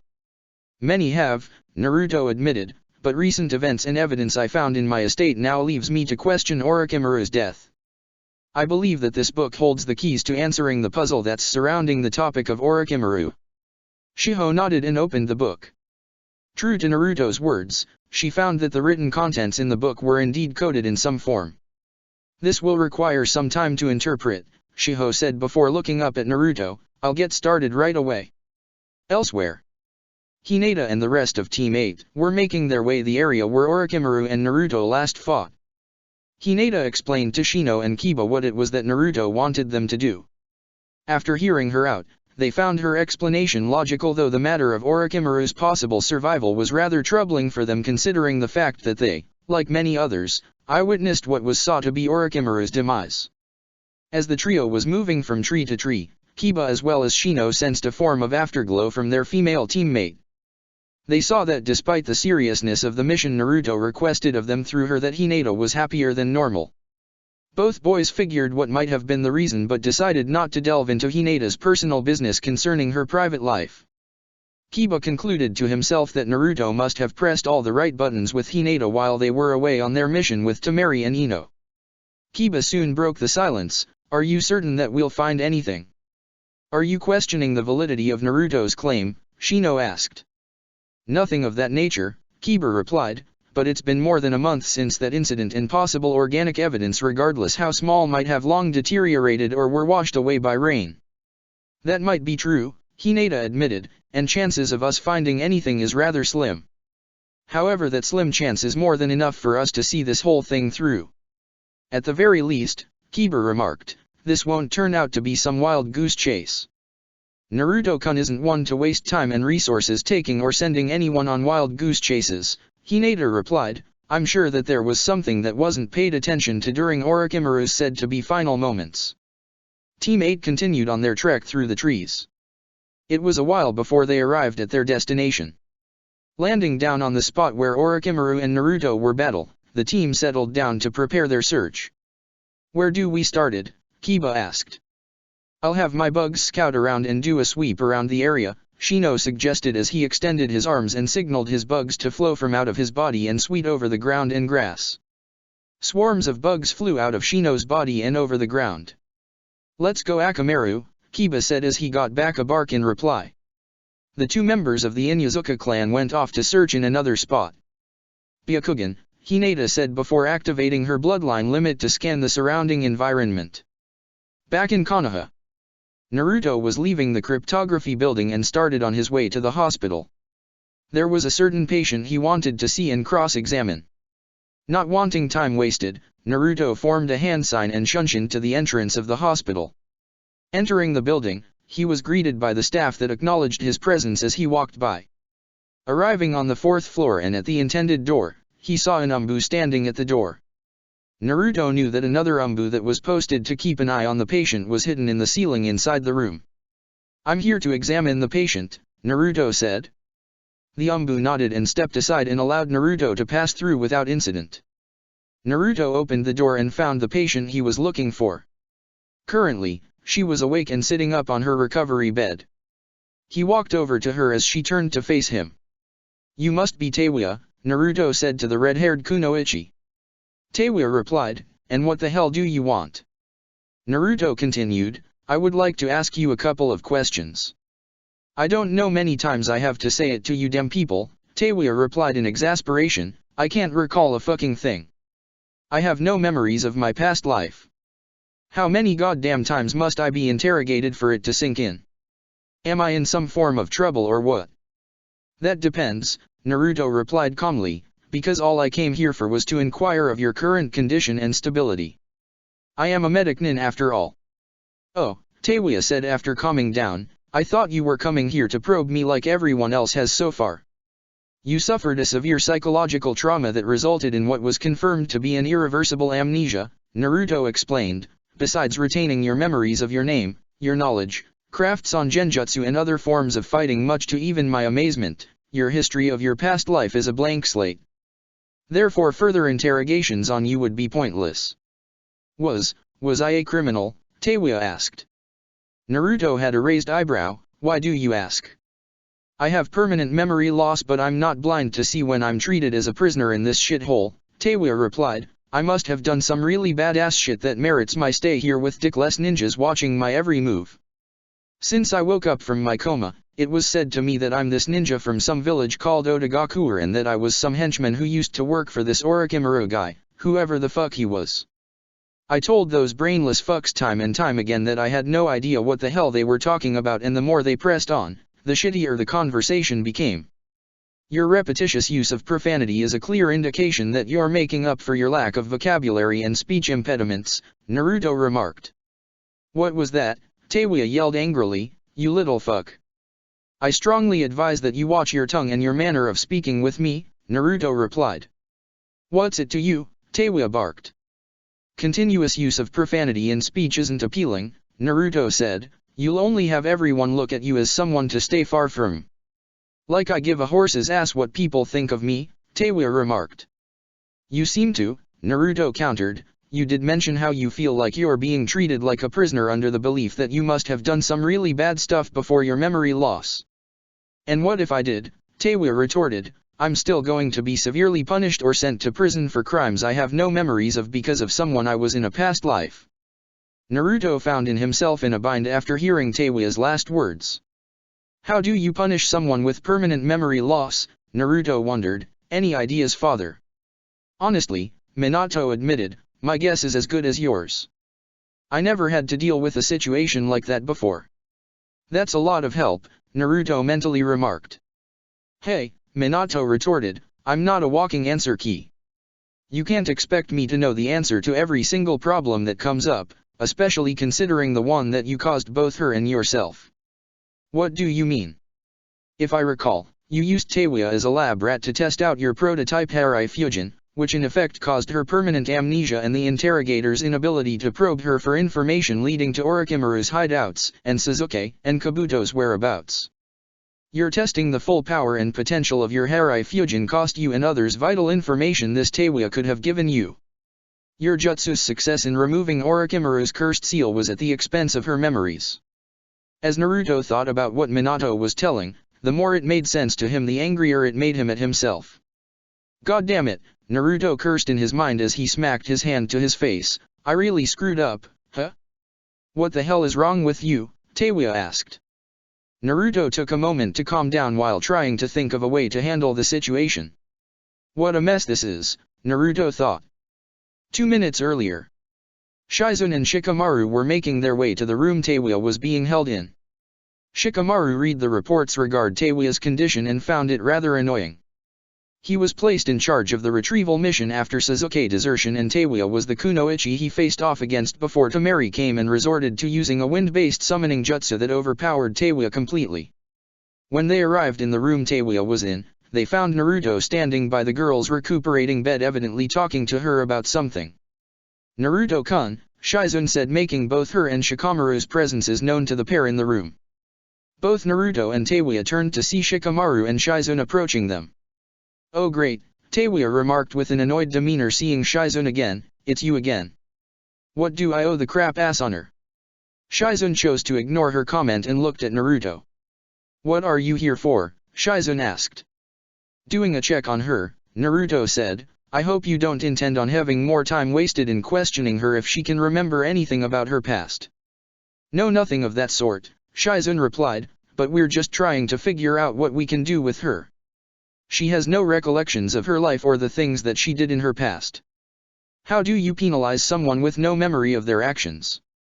How hello genius, Teiwa remarked while looking at Shizune. I'm still here in the room, you know. For a ninja you are not all that subtle. Troublesome, Shikamaru muttered. Well, Naruto suggested, I have an idea. I'm dying to hear it, Teiwa snorted. Looking at Teiwa, Naruto said, Shizune-nichan, can you suggest to Kaa-chan about giving Teiwa a 1-year probation period before enlisting her as a ninja of Konoha? Everyone in the room looked at Naruto as if he grew 2 extra heads. Run that by us again, Shikamaru replied. What you're suggesting? What?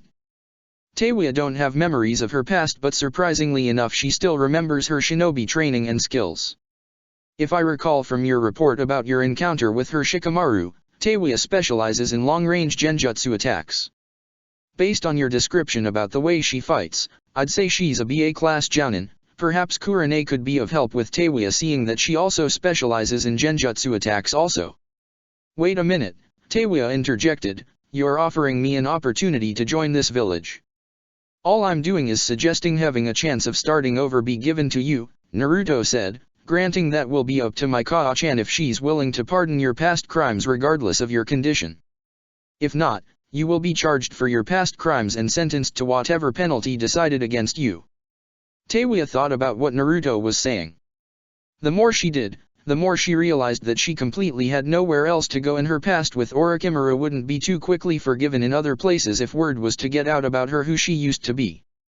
And if she made enemies in her past life, on her own, she saw that she would be an easily target to take out if they all came after her. I really don't have much of a choice, Teiwa thought. If it can get me the fuck out of this damn hospital, fine, I'll do whatever you want me to. Naruto-kun, may I speak with you outside please? Shizune requested. Oh, so now you wish to be subtle, Teiwa remarked snidely. Shikamaru, Naruto said, please keep an eye on our guest. Thanks, Shikamaru replied, I get stuck with the babysitting job. Shut your pothole, you nutless prick, Teiwa retorted as Shizune and Naruto stepped outside. Once outside the room with the door closed, Shizune turned to Naruto and asked, Naruto-kun, are you sure about this? I mean, she participated in the invasion Orochimaru acted out against Konoha. She also participated in instigating another war between IWA and Konoha by attempting to have you killed by IWA ninjas, and she participated in assuring Sasuke's defection from Konoha to Otogakure. I don't know if Tsunade-sama will be willing to grant full, if any, pardon for her past felonies, all of them S-class. I know, Naruto said, but the problem also lies in the fact that I caused her amnesia and why all efforts to interrogate and probe information out of her has failed. In removing her cursed seal and taking away a great deal of power the seal gave her, I in effect wiped out most of her memories. She may act like she's tough on the outside, but I can see that she's putting up that front to mask her true fears for what might happen to her. Besides, Ryota did her own share of felonies against me and Konoha, and yet I was willing forgive and look past her mistakes and have her given amnesty for her past actions. The major difference is that Ryota has all of her memories of her past and yet her crimes were given a full pardon while allowing her to join our ranks as a Jounin ninja. Shizun saw his point with no words to come up with to refute them. Naruto-kun would make quite the lawyer and negotiator. Shizun sighed, I'll talk with Tsunade-sama about this. Hopefully she'll see your point. Naruto nodded and re-entered the room with Shizun. They walked in to see Shikamaru staring into the window looking out at the clouds passing by. Alright, Shizun said Teiwa, I will bring your situation and Naruto-kun's suggestion on your behalf to Tsunade-sama's attention. If she approves, she'll have you put on a 1-year trial basis but you most likely won't be allowed to leave the village unless authorized to with another Konoha Jounin or Umbu in your company. If you pass the probation period, you'll be allowed to join Konoha as a full-fledged ninja and citizen with your previous misdeeds given a full pardon. Do you accept and agree to going along with this? Naruto asked. I have no family or anyone else to go back to and from what I was told, everyone I was told to have known are all dead, Teiwa said. I have no past but I'm willing to have a new future. That's good to hear, Shikamaru said, because it would be too troublesome if you refused the offer given to you. I lost my memories not my common sense you space-taking dumbass, Teiwa remarked. Shikamaru snorted under his breath. Well you two look like you'll hit it off just fine, Naruto commented. Don't even joke that way Naruto, Shikamaru said, I don't need more troublesome women in my life giving me more hell. Mother is bad enough and being with one of your girlfriends as my teammate is just as bad. One of his girlfriends? Teiwa asked as she turned to Naruto, what the hell are you, some kind of womanizing gigolo? Naruto's sweat dropped. Taking on a more serious tone, Naruto said, I'm the clan leader of the joint Senjunamikaze clan and I hold a seat in the village shinobi council. And as I told you, my Kaa-chan is the Yondaime Hokage. If your probation is approved, you'll do well in watching the mannerism in how you address me, and others I hold in high regards. Do we have an understanding? Teiwa thought about what she was being told. If the very son of the Hokage who at the same time was a clan leader was vouching for her asylum and amnesty of past deeds, she thought, it would be best not to screw things up with him and do as he asked of her. I understand, Teiwa said. Good, Naruto nodded and turned to Shizun, I'll leave things in your hands now Nichin. Naruto then started on his way to the door. Where are you going? Shikamaru asked. I have some business elsewhere to see to now, Naruto answered, I'll see you all later. Shikamaru was about to ask him further about it but Naruto exited the room with the door closing behind him, leaving the Nara heir with his additional questions unanswered. As Naruto walked through the hospital hallway. Naruto-senpai, a voice called out to him. Naruto turned to see Sakura making her way over him while dressed in her new nurse uniform. Koai, Naruto greeted, what are you doing here? Performing my weekly interning, Sakura said, I wasn't aware that you returned back. That must mean that Hinata, Ino, and Temari are back also. Yes, Naruto said, Hinata is busy again on a mission with her team at the moment. It was on short notice but nothing she can't handle. That's good to hear, Sakura replied. Maybe I can stop by to talk to Ino later. If she has the time, Naruto said, in any case Koai, I must be on my way now. Without saying another word, Naruto made his way out from Sakura's sight into his next destination. Meanwhile, Team 8 was still searching around the area. So far they came across one dead end after another. Man I feel like we're wasting our time here, Kiba complained, we looked all around and found absolutely nothing. Complaining won't find for us anything either, Shino replied, let's just resume our investigation. And I had intended on seeing Haku-chan today, Kiba muttered. Shino remarked, if we work more efficiently I'm sure you'll dash. Shino was interrupted when one of his bugs flew back to him and reported what it and its fellow insect members found. The bug user nodded his head understanding all that was being explained to him. I understand, Shino said as he turned to Kiba, find Hinata and bring her over to where my Kakai bugs will lead me. What's going on? Kiba asked. My Kakai bugs may have stumbled onto something, Shino answered, but we'll need Hinata to look into and confirm it. Kiba nodded and hurried to locate his female teammate Akamaru following close by. Shino in the meantime went over to where the rest of his bugs were. It wasn't long until Hinata was found. What is it Kiba-kun? Hinata inquired. Come, Kiba requested. Shino said that his bugs may have found something, but we need you to check it out for us. Hinata followed Kiba and Akamaru to where Shino presently was. Upon arriving, they found the bug user standing in front of the spot his bugs led him to. "What did you find, Shino-kun?" Hinata asked. "My bugs have studied this spot and found that it's been disturbed unnaturally," Shino explained. "Let me see," Hinata said. "Byakugan." Activating her bloodline limit, Hinata scanned and x-rayed the ground beneath them. Analyzing the ground further, she found several unusual factors in it. "I'm finding traces of organic materials and residue," Hinata said. "It's leading deeper into the ground." "What else do you see?" Kiba asked. Hinata kept searching into the ground until her eyes came across a hollow space with the earth. "There's a pit of some sort about 7 feet in circumference," Hinata said. "It's surrounded by organic layers of tissue and what I think looks like shed skin. It still looks fresh though partially deteriorated. But that's not all that's there." "What do you see?" Kiba inquired. "A large body that's been rotting away for what might have been a few days. The body itself is serpentine in nature and appears to look like a composition of snakes. It was that snake monster form Orochimaru transformed into a while back during the time he was fighting Naruto," Kiba recalled. "How deep does the pit goes?" Shino asked.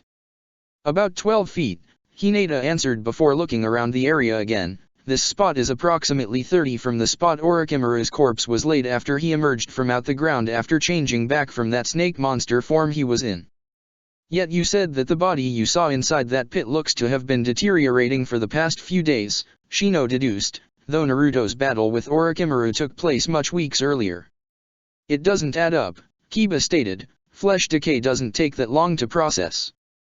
"You're right, it doesn't," Hinata replied as she looked back into the pit within the earth. "From the looks of it, something came out of that body orally and traveled up and escaped out to the surface." "Something," Shino stated. "From all things considered, not something but someone. So Orochimaru's still alive out there somewhere," Kiba figured. Both he and Naruto resorted to kinjutsus to cheat death while aiming to kill each other through kinjutsus. Ironic really. Somehow, Orochimaru managed to prevent his soul from being taken and sealed away by Naruto's Fukafugen. "Naruto-kun was right," Hinata said. "Orochimaru fooled all of us and the rest of the nations. With everyone believing him to be dead," Shino added, "it makes working behind the scenes in the shadows a lot easier for him. In all accounts, Orochimaru could be anywhere. Or anyone if you recall the body-snatching jutsu of his," Kiba interjected. "So what now?" "We report back to Naruto-kun with our findings," Hinata said. "Evidently there isn't much more we can go on besides knowing now that Orochimaru is still alive. In what form we don't know." Team 8 made tracks and started on their return to the village. As they were on their way, Kiba's nose picked up on something, as did Akamaru. "You smell that too, huh?" Kiba asked him partner. "What is it?" Hinata asked curiously. "We're being followed," Kiba stated, "by snakes." Seconds later, the horde of large vipers came charging at them. The group dispersed in separate directions as the large vipers bit down on the ground they were previously standing on. Hinata and her teammates were in 3 separate spots with vipers of various sorts surrounding them. "Looks like Orochimaru doesn't want us alive to reveal what we found," Shino said. "Was it that obvious?" a voice said. All 3 teens and Akamaru turned to the source of the voice. A mass of snakes piled together before a most familiar figure emerged from out of the mass of the snakes. "Coo, the figure said, "it's been a while." The team looked on at the sun that was once believed to have been killed by the son of the Yellow Flash. "So it's true," another voice said, "you somehow survived my fusion." Everyone turned and found Naruto approaching them cautiously. He came originally to check up on their progress, but he didn't expect Orochimaru actually appearing before them. "More or less," Orochimaru said, "that jutsu of yours gave me a real scare. Something that's extremely rare. You ought to be proud of yourself for accomplishing such a feat. But like I said before, I'm immortal, therefore I'll never die." "If that's the case," Naruto said as he pulled out his tri-pronged kunai, "let's see if yellow won't be the last thing you see." "Don't waste your time, boy," Orochimaru replied. "I didn't come here to resume where we last left off. I will admit that I'm not strong enough to fight you. But that will change in 3 years' time when my new body will be ready and up to speed. Until then. Orochimaru's form burst into a pile of snakes that scattered away from the group and into the dirt. The vipers burst into white smoke and disappeared from the scene, leaving Naruto and rest with him alone where they were. So Orochimaru was never actually here talking to us, Naruto realized. He was merely using his snakes as a mouthpiece. His new body, Kiba asked. He intends to use an S-class kinjutsu he created to possess Sasuke's body in 3 years' time, Naruto clarified. Orochimaru seeks to become this so-called ultimate being that has mastered and learned every jutsu under the sun. He believes that the best and fastest way of learning jutsus the easy way is by having the Sharingan. If that's the case, Kiba figured, I'm surprised he didn't try to go after Itachi. I wouldn't be surprised if he did at first, Naruto stated. Itachi though is a most formidable ninja and one not to be taken lightly. We now know for sure that Orochimaru is alive, Shino said. Yes we do, Naruto said in a grave tone, though he made his survival to us known, I doubt he'll be causing much trouble for the time being as he's presently attempting to keep a low profile in his weakened state. Should we alert the others about this? Kiba inquired. Only Kaa-chan, Jisan, and Ero-jisan, Naruto said. I'm certain that Ero-jisan will try to have his spy network look into Orochimaru's possible whereabouts. For the time being it would be best if we don't make public what we know and found out. To do otherwise would lead to more problems than we can handle considering how many within and outside of Konoha wanted him dead. The others nodded in understanding. Let's return and report back to Kaa-chan, Naruto suggested as they turned and started on their way back to the village. On the way, Hinata saw the disturbed look on her lover's face. Orochimaru's return being confirmed clearly made you upset, Hinata stated. I'm more troubled about how he pulled it off, Naruto replied. Maybe he did what you did, Kiba said. No, Naruto countered, that jutsu I used decapitated and sealed away the life force from his head. Not only that but the prototype Infun, Shadow Seal, I used to revive myself was a kinjutsu that I personally created and no one but myself knew of its existence. In 3 years, Shino spoke up, Orochimaru will make his presence known to all after he possesses and occupies Sasuke's body. So how will we go about finding them before he gets the opportunity to do so? Kiba asked. We won't for now, Naruto said, we have nothing to go with in tracking him down. But what about that Teiwa girl that worked for Orochimaru? Kiba said, can't you dash? Permanent amnesia, Naruto interjected, she's a dead end. Beautiful, Kiba replied cynically. Let's not worry too much about it for the time being, Naruto advised, there's no point in worrying too much over matters we have no control over. The group continued on their trek back to the village and to the Hokage Tower. Meeting with Tsunade, the group reported everything that took place as the Slug Princess listened to all that she was hearing. It went without say that her son's suspicions of her traitorous former teammate's survival were verified as fact. Tsunade told Team 8 that what they knew was going to remain as an S-class secret until further notice and that they weren't to bring it to anyone else's attention without her authorization. After dismissing Team 8, she told Naruto to remain in the office so she could talk with his further in private. She waited until the Genin team left the office. When they were gone she turned her attention to Naruto. I heard from Shizune that you suggested having Teiwa registered as a Konoha ninja, Tsunade said stating the conversation. I trust that she gave my reasons for the suggestion, Naruto replied. It was hard getting many in Konoha to accept Ryota as part of this village, Tsunade said. Most of the villagers won't have to know that Teiwa used to work for Orochimaru, Naruto said. I will admit that with Orochimaru still being alive I'm surprised that he didn't come to finish Teiwa off. She has total memory loss because of you therefore she poses no threat to him as an instrument the interrogators could exploit, Tsunade reasoned. All the more why I say let her join our village, Naruto said, with no memories of her past life she has no ties with Orochimaru. Give her 1 year probation as a new kunoichi of Konoha and if she proves to be a risk or threat to the villagers, then actions that ought to be taken to have her taken care of would be at your complete discretion. He's doing almost the exact same thing for Teiwa as he did for Ryota, Tsunade thought. Looking at her son, she inquired, why are going through all this trouble for this girl? She was part of the team that aided in attacking Konoha and helping in Sasuke's desertion. Ryota did things against me personally in the past that merited death, and she has all of her memories of them, yet I spared her to both occasions and she was all to join our village despite her origins and history," Naruto explained. "The person Teiwa was in her previous life is dead. In spite of her current demeanor toward us, I can tell that this new girl she became is trying to mask her true fears for what might befall her for crimes she did in the previous life that she can't recall doing at all." Tsunade was able to see Naruto's point, though she heard something similar from Shizune earlier. After a few moments of silence, "I'll give it some thought before I come to a decision," Tsunade said. Naruto nodded. "Is there anything else, Kaa-chan?" "No," Tsunade said, "that will be all." Naruto made a quick exit and left the office. Tsunade leaned back on her chair and opened the drawer of her desk to take out her bottle of sake in a small cup. "That boy is going to bring me gray hairs," Tsunade remarked as she poured for herself a drink to calm her nerves. "That's quite a profound statement to make about the boy, Heim," a voice from behind said as he entered through the window and stood behind the blonde female Hokage. Tsunade sighed. "I'm assuming you heard what we were talking about then." "Every word of it," Jiraiya replied with a calm tone, though Tsunade was able to sense the seriousness in his behavior. "I was honestly hoping that Naruto was actually wrong about Orochimaru's survival. There's no telling how Sarutobi-sensei will take the news once he finds out about this. I'm sure he won't do anything reckless, though he won't be happy at all about Naruto's suspicions being confirmed," Tsunade said. "Anko on the other hand will have a steady head and will not do anything foolish," Jiraiya interjected. "I'm certain Naruto will make sure of that." "What will you do about Orochimaru?" Tsunade asked.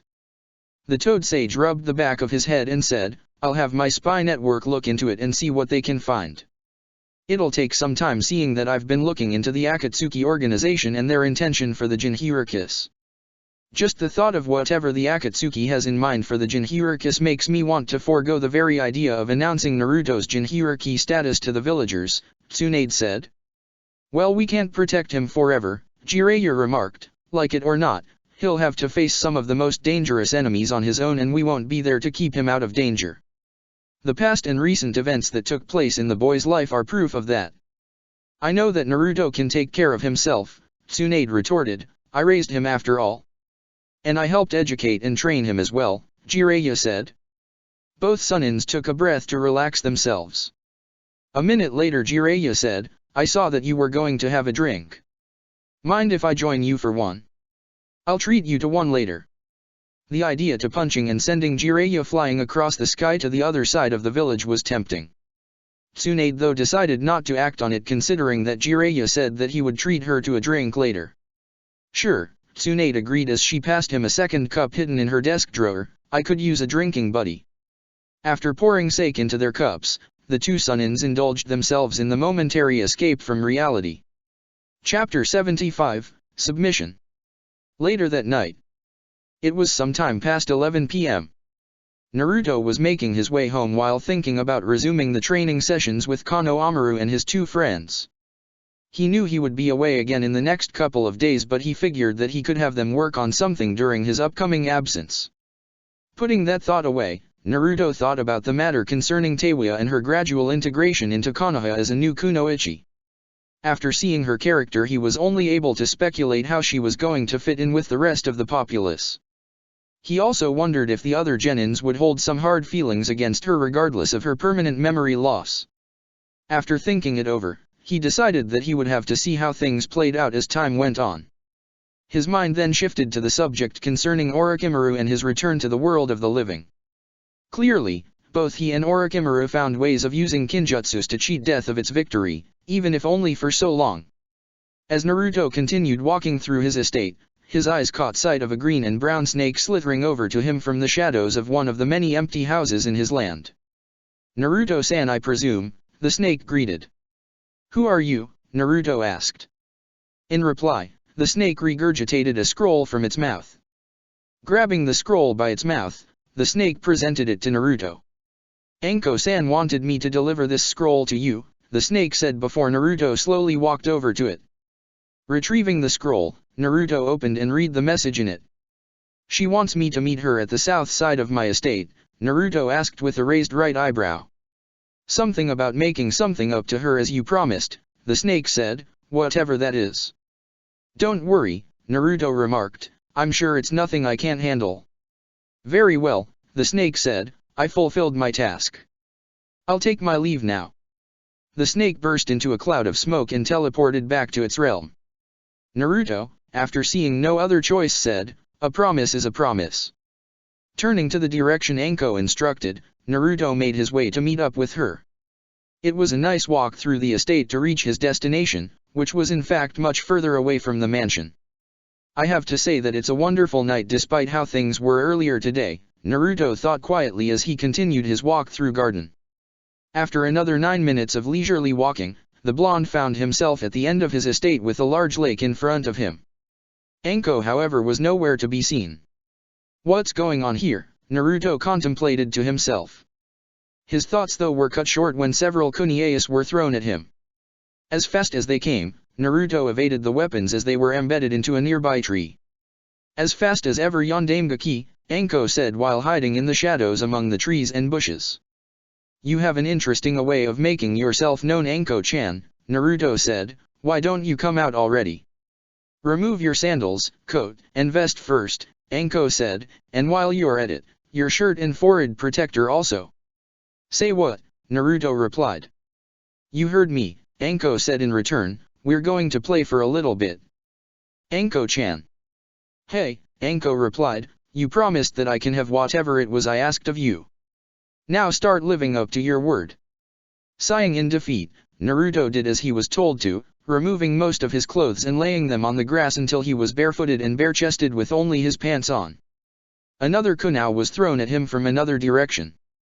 Naruto managed to evade being struck by it as it embedded into a nearby tree. The blonde saw that the kunai had something tied and hanging on it. Going over to it, the elite jounin saw that it was a small scroll. Untying the scroll from the kunai, Naruto took and opened the scroll to find a seal placed on the scroll with the kanji for fun written in it. He placed the scroll down on the ground and did a hand sign, Kai. Releasing the seal, Naruto waited for the burst of white smoke to clear. When it did, he found a rope and a bottle of rubbing perfumed oil released from it. You can make it up to me by being my plaything, Anko's voice said from the shadows. Is that right? Of course, Anko's voice spoke again, and from where I stand, you really look delicious and good enough to eat. Bite me, Naruto replied. I'd love to, Anko laughed before launching herself from the trees at full throttle and over to him with a kunai in hand ready to use it on him. The following day. It was midday and Anko was walking through the busy streets of Konoha by herself with a huge toothy smile on her face. People passing by saw that the special jounin and infamous torture specialist and interrogator was unusually happy and cheerful for reasons unknown. Her smile was neither twisted nor did it carry any bloodlust or malice.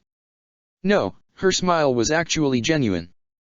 The woman was currently heading over to pay a friend of hers a visit. After another 40 minutes of walking, Anko arrived at where she was heading. Going inside the building complex, Anko walked up the stairs to the 4th floor and walked to the apartment door where her friend lived. Knocking on the door, Anko waited for a reply. A minute later, the door opened revealing her purple-haired friend standing in front of her at the entrance. Anko, the woman greeted. Hey girlfriend, Anko greeted back, mind if I come in Uajeo? Not at all, Uajeo replied as she allowed Anko to come into her apartment. After removing her sandals and leaving them at the front door, Anko walked further into the apartment and removed her trench coat. She sat down on the sofa in the living room after setting her coat down next to her. Uajeo went into the cabinet and retrieved a wine bottle and 2 grass flutes. With those 3 items in her hands, she went into the living room where Anko was waiting. So what's up Anko? Uajeo asked as she poured some wine into one of the flutes and handed it to Anko. I haven't seen you for a while. Anko accepted the flute and sipped some of the wine in it. I've been busy, Anko said, there were some things I had to take care of. I see, Uajeo replied after pouring some wine for herself and setting the wine bottle down on the table in front of the couch Anko was sitting at. Uajeo then sat down on the recliner facing Anko. So, Uajeo asked, how are things with you? Terrific, Anko smiled brightly, I haven't felt this great in a long time. I can see that, Uajeo remarked with a smile of her own as she sipped some of her wine, you did look particularly happy when I saw you at the door. Who did you torture this time? I haven't beaten up any criminal recently, Anko admitted, though I do miss it sometimes seeing that I can't go back to work for the next couple of days. Taking a leave of absence. I had to, Anko said, something Naruto-kun recommended after he successfully removed Orochimaru's cursed seal from off me. Uejo couldn't recall ever hearing Anko refer to Naruto with the kun honorific before. He did, Uejo asked happily, that's wonderful. But the process in which he did so hurt like hell, Anko remarked. I didn't know which was worse, getting the cursed seal from the beginning or the process in which it was removed. I practically wanted to die either way just so that the pain would cease. That had to have been a very bitter experience for you, Uejo commented, but you're now free from that abominable mark. Naruto has really pulled through for you. Yeah, Anko said as she moved her right hand to her left shoulder to pull the top part of her shirt to the side partially for her friend to see, Naruto-kun really has. True to Naruto's ability, the cursed seal was gone and no longer on Anko's body. The exaction process left me temporarily weakened, Anko said as she released her shirt. Naruto-kun said that it'll be a couple of days before I can be back up to speed again. That's good to hear, Uejo went on, I'm very happy for you. And speaking of Naruto, how are things going between you both? It's no secret that you're seeing him. It's going great really, Anko said, but with him having more than one girlfriend things have been rather challenging, especially in how he has to divide his time and energy amongst us. There have been some complications and turbulent moments. I kind of figured that, Uejo admitted, no offense. None taken, Anko assured before sipping a little of her wine again. Still, despite the challenges and misunderstandings, we're all handling things as best we can. To tell you the truth, the other girls kind of see me as a role model. You're a role model, Uejo joked. That's right, Anko grinned, I even managed to get the shy Hyuga girl out of her shell. The desert girl though was a bit reluctant but I knew she wanted to let loose and drop her inhibition. That explains why they were at that lingerie store with you the other day, Uejo replied. We wanted to surprise Naruto-kun since he was busy for days and didn't seem to have time for us, Anko said, but Jiraiya-sama messed things up when he posed as Naruto-kun, effectively deceiving us. The embarrassment the five of us felt when Naruto-kun saw that we failed to tell him and the disguised Jiraiya-sama apart was unbearable. Uejo stifled a laugh that partially escaped her throat. I'm sure you and the girls didn't allow him to slide free from that stunt he pulled on you girls. Hell no we didn't, Anko confirmed, and from what I heard, neither did Tsunade-sama. Still, Naruto-kun wasn't mad at us. In fact, he went out of his way to spoil and treat us to some fun, some kinkier than others. What's that supposed to dash? Uejo stopped at mid-sentence when she saw the smile and afterglow that appeared on Anko's face. The female Umbu knew that kind of afterglow anywhere. Care to share? Uejo asked with a grin pleading for the juicy details, we have all day. Hey, won't be back until later tonight anyway. So please share and don't spare the hot details please. You really want to know? Kmin, Uejo insisted, don't hold out of me. I told you about how good hate is. So start sharing details. Taking a sip of her wine, Anko started, here's what happened. Flashback, late last night at the Namikaze estate.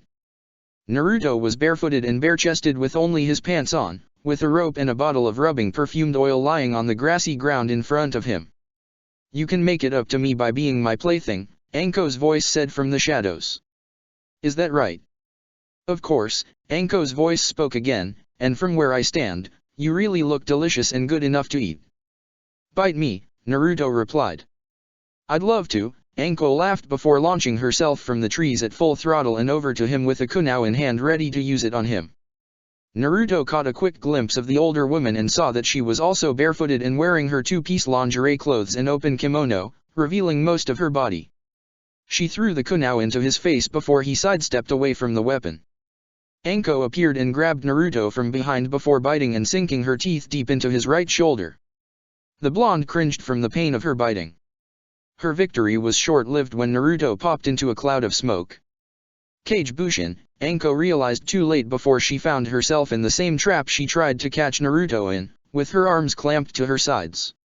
Anko tried to break free but Naruto held her into a vice grip, holding her body close to his. "You can't fool me with the same tricks twice, Anko-chan," Naruto whispered into her ear. "Maybe I like this position better," Anko replied with sultry. "It's time I returned the favor," Naruto said. Before Anko could give Naruto another reply, what she felt next was his partly enlarged fangs on the right side of her neck. She gasped as she felt his fangs pressed against the skin of her flesh with a low growl that escaped his throat. The older woman shivered from the sensations Naruto's feral behavior was giving her. Naruto continued biting and sucking on her neck, never releasing the grip on her neck with his fangs. Anko grinned while finding pleasure in Naruto's behavior. She only wished she could return the favor. "You like that, don't you, Yondaime Hokage?" Anko playfully teased while still being held in his tight grip. "But is that all you got?" She was answered back with another low growl before he released her neck, leaving behind a small red and swollen mark where his teeth and fangs were. Loosening his grip on her, he removed her open kimono and dropped it to the ground, leaving her only in her silk lingerie bra and panties. Before he could do anything else, Anko turned and kissed him hotly as her hands moved to undo his pants. Dropping it down to the ground with her kimono, Naruto was not left only in his dark blue boxers with his hardened erection showing from the fabric.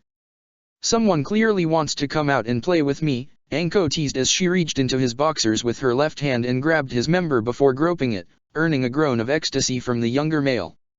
She was about to summon a snake from her right arm to reach out and retrieve the rope for her to use on Naruto. The rope itself was designed with special seals. It allowed the user to focus his or her chakra into the seals to increase the strength of the rope. In Naruto's case, Anko would need them to prevent him from breaking free with his Godame-like strength. The torture specialist, however, didn't get to either retrieve the rope or continue her stroking session on Naruto's manhood to distract him when Naruto removed her hand from his boxers and held both of her hands up above her head tightly with his left hand. Seeing a nearby tree, Naruto hit a few spots on her back before he moved and held her up by the tree with her arms still held up over her head. "What are you doing?" Anko asked. Rather than giving her a verbal answer, Naruto used his free hand to remove her bra, freeing her fully developed bosoms. He was clearly able to see her erect reddened nipples, and using his free hand he gave her left breast a squeeze with a light pinch to her swollen nipple. A moan of pleasure escaped her mouth as Naruto continued groping and massaging her breasts. Anko tried moving her hands but found that her arms couldn't move. "Hey, what is this?" Anko exclaimed as she looked up at him dangerously. "I can't move my hands." She tried to free herself from his hold on her, not noticing him moving his right hand down past her exposed navel and over to her panties. Anko tried moving her legs and found that her legs couldn't move either. "My legs," Anko realized. "I can't move my legs. Or my arms." He quickly jerked her panties down to the grass, thus leaving her completely nude before him. "What the hell have you done to me, Yondaime Hokage?" "Anko-chan," Naruto said playful, "I did no harm to you physically. I simply hit a few pressure points on your body. You still have feelings in your arms and legs, but I only suspended your ability to move them." Summoning a Kage Bushin, Naruto had his clone retrieve the rope and bottle of perfumed oil. With the rope, Naruto used it to bind Anko's wrists and hang the rope over the tree branch. Pulling the rope and focusing some of his chakra into it to increase the strength of the rope, Anko's body was now pulled and held straight up off the cold grass with the sole of her feet just touching the ground with her limp arms hanging high over her head. The elite Jounin took then the bottle of perfumed oil and dispelled the clone, leaving himself alone with the now helpless naked interrogator and torture specialist. "Anko-chan," Naruto said with a playful scolding tone, "you have a bad habit of always calling me Yondaime Hokage despite my power and status. It's time for you to accept who's the one truly in control here." "In control," Anko replied with defiance despite her circumstance. "Yondaime Hokage, when I break out of this I'll dash." Anko didn't get to finish when Naruto suddenly gave her left rear cheek a hard slap, causing her to gasp from the pain she felt. "What did I say about calling me Yondaime Hokage?" Naruto said before his tone grew husky and hot. "Though there's a clear difference in age between us, Anko-chan, you'll find that my being younger than you doesn't make me any less capable of taming and wielding your wild spirit and soul to my molding." "Aren't you full of yourself?" Anko remarked, only to be slapped again, this time on her right rear, a bit harder in fact. She gasped again while feeling the stinging sensations her twin cheeks were feeling, especially since she couldn't use her hands to soothe the pain. I would have thought by now that you all of people would learn to never underestimate me, Naruto said. Clearly I'll have to persuade you to willingly submit to me and my guidance. The blonde elite Jounin poured some oil onto his right hand before he started massaging the cheeks of Anko's rear that he slapped, and grinned his foxy grin when he heard her let out a moan of pleasure. You think you can get away in, having your way with me like this, Anko said insolently between breaths. Mark my words, I'll dash. She gasped when she felt his finger move between the lips of her haired womanhood while massaging a special muscle there hidden from sight. Naruto grinned mischievously as Anko futilely tried to struggle out from the rope while her body was experiencing the pleasure he was giving her with his fingers between her legs. Let my hands dash. She couldn't finish her statement. Her climax was drawing closer with each stroke he gave her. This isn't fair, it wasn't supposed to be like Oyug. Anko tried speaking between her moaning but was having problems doing so as Naruto kept pleasuring her. When I get my her speech was incoherent. The smile on his face only grew as Anko futilely tried to break free while being unable to control the sensations she was having. He suddenly stopped and pulled his fingers away from between her legs. He looked at her face and saw the look of frustration and need she was expressing. He drew her so close to climaxing only to pull away from her, leaving her with no means of liberating her pent-up need for release. Her juices were still seeping down her legs though. What's wrong, Anko-chan? Naruto teased with his foxy smile. I thought you were into torture. Damn you, Yondaime Hokage, Anko growled a bit weakly as she felt her need for an orgasm continually rising within her being, which only served to make her more sexually aroused. Her remark to him though earned for her a third slap to her rear cheeks, that one being a little harder than the second one. No, Anko-chan, Naruto chided, a Hokage couldn't torture and pleasure a special jounin of your caliber. No, it would require someone of an even higher rank and caliber. Naruto oiled his hands again and moved his lips to one of her breasts and sucked and nibbled on it as his other hand gave attention to her other breast. Anko looked like she was about to scream in outrage in being denied having the orgasmic release her body was so greatly in need of while Naruto was pleasure her bosom, adding more to the excitement she was physically experiencing. The feeling of his oiled hands groping and massaging her breasts was leading Anko to moan involuntarily as she hung helplessly where she was. This wasn't, Anko said lowly between moaning while breathing hard, suppose happen this way, you were meant to be under my, you promise dash. Anko gasped and moaned loudly after Naruto gave her erect nipple a pull with his teeth. Anko-chan, Naruto said with a husky tone, I'm no longer that little boy with a crush you used to be able to intimidate. And I did keep my promise to you in being your plaything. Grinned, you got to play with my hard rod, did you not? Anko wanted to give him a reply to that but he sucked and nibbled on her breasts and nipples again, causing her to forget what she was about to say as groans of pleasure escaped her throat. This led to them building up more lust and desire for each other. Now, Naruto asked, are you ready to submit and acknowledge that I can wield you to my molding? As if, Yondaime Hokage, Anko replied lowly with her body badly in need and want of being satisfied, it'll take more than that too. Anko was given a fourth slap to her rear, both cheeks at the same as before. She couldn't help but wince when she felt his hand strike her bare bottom. It was as though he was enhancing each slap to her reddened rear with chakra. Didn't I say not to call me Yondaime Hokage, Anko-chan, Naruto teased as he moved and stood in front of her. Moving closer, he poured oil over her reddened cheeks before massaging her sore rear. Anko groaned from the feeling of his hands greasing and soothing the spots on her rear where he slapped her. The feeling of the cool breeze added to the sensations she was having as heat in her body was building up. While groping her, he pressed himself into her, allowing her to feeling his muscularly built form against her body as her head rested on top of his left shoulder. Feeling his flesh against her mouth, Anko moved closer and bit him hard on the shoulder, sucking on the small cut she made on him from the bite. Naruto gave her twin cheeks a tight squeeze, causing Anko to scream and involuntarily release her hold on his shoulder. Biting your wielder, Naruto said, for that, I'll have to punish you. Anko wondered if that was going to entail harder slaps to her rear. Instead of that happening though, Naruto pulled his boxers off and dropped it to the ground, freeing his throbbing erection and leaving himself completely nude. Seeing him naked with his full erection aimed at her womanhood caused her to become wetter with anticipation. Instead of giving her the satisfaction of being penetrated, Naruto knelt down to her feet and started laying kisses and small bites on her legs as he slowly made his way up her body. A series of shivers traveled through her body as Naruto continued his game with her. Reaching her waist, the blonde kissed and bit her twin cheeks a couple of times, especially around the spots where he slapped her. Feeling what he was doing there was causing Anko to gasp and moan in enjoyment from the feeling of his lips and teeth pressed against her. I don't know if I can take any more of him torturing me like this, Anko whimpered in her mind while feeling herself getting hornier by the minute. Damn it. He's pushing all of the right buttons.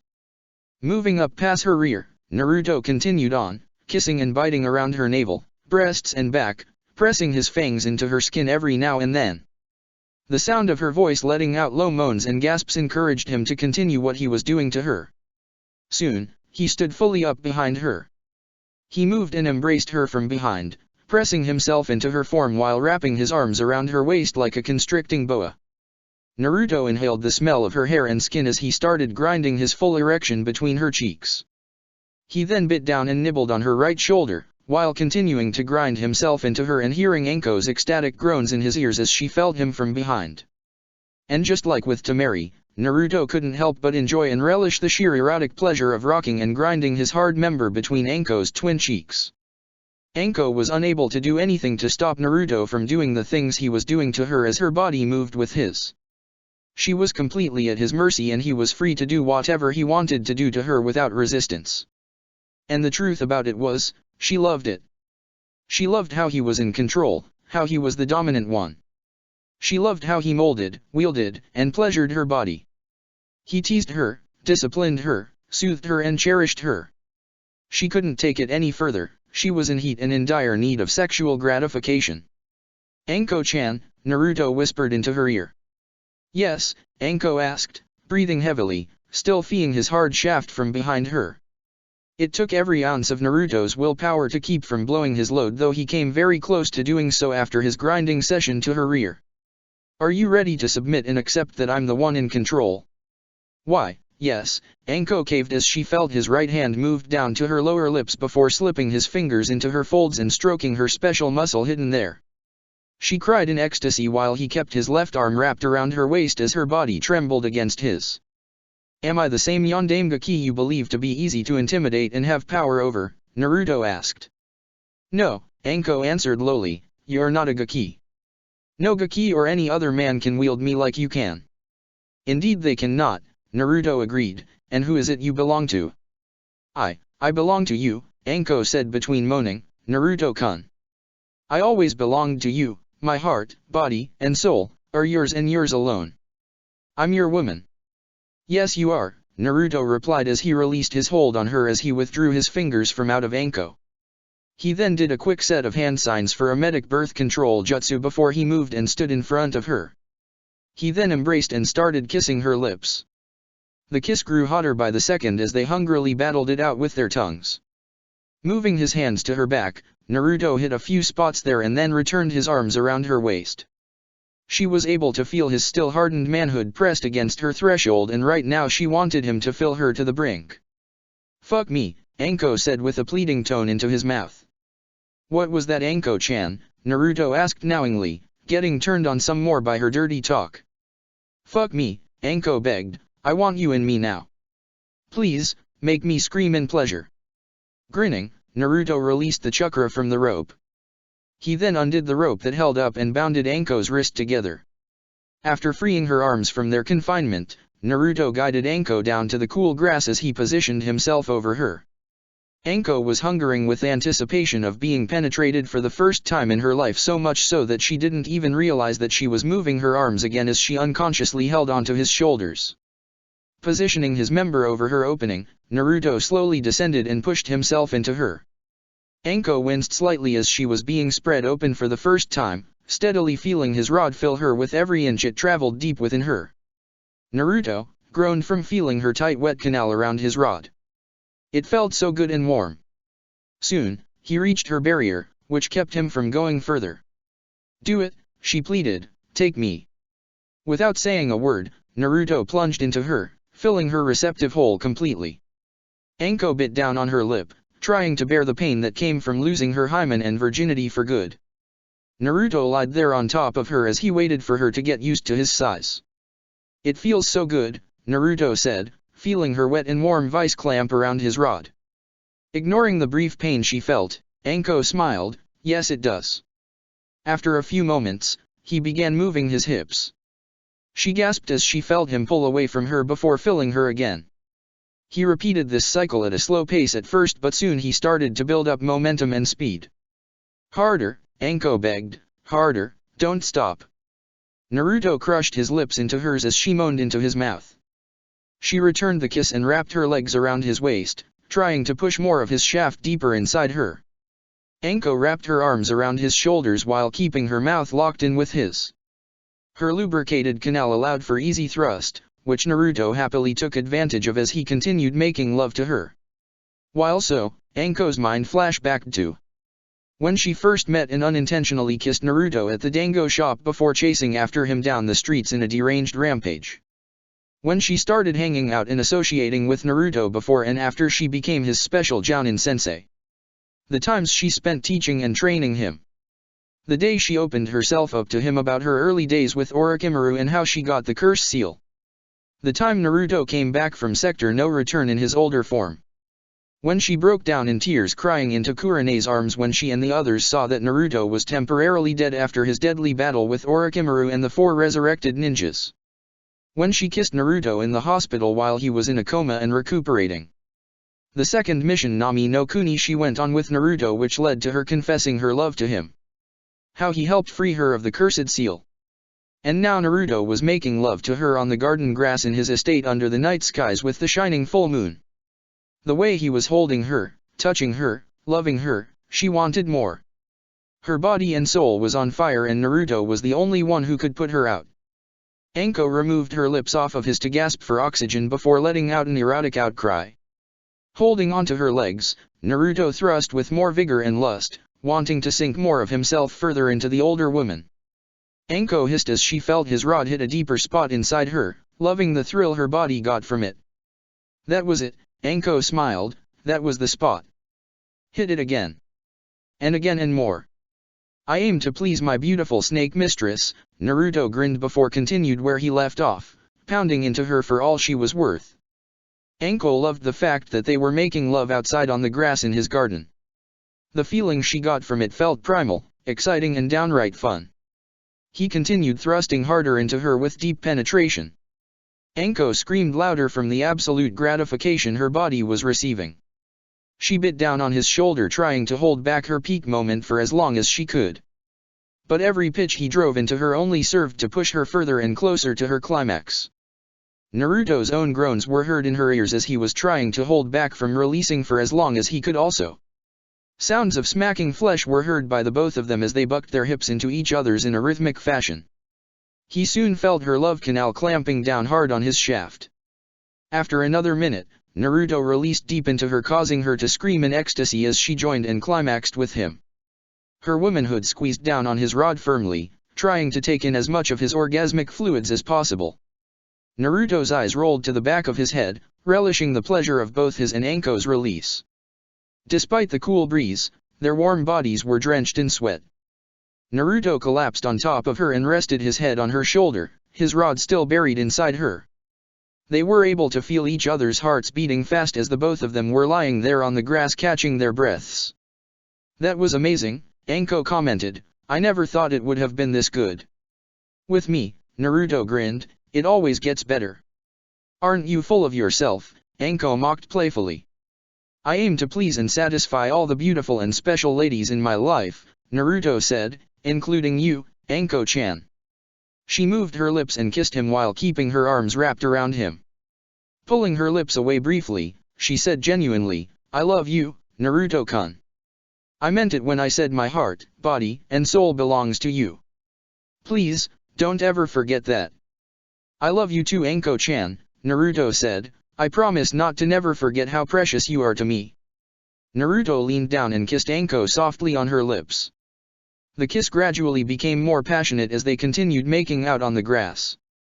During their makeout session, Neither knew who started moving their hips first, but soon both of them were aroused again and started making love for a second time where they were. After a couple of minutes of erotic sex under the night skies, she released and poured over his member, but Naruto wasn't stopping. He kept thrusting into her as he struggled to hold back his second orgasm for as long as possible. Anko held onto his rear to keep up with his motion. A few minutes later, Naruto caved in and came into her.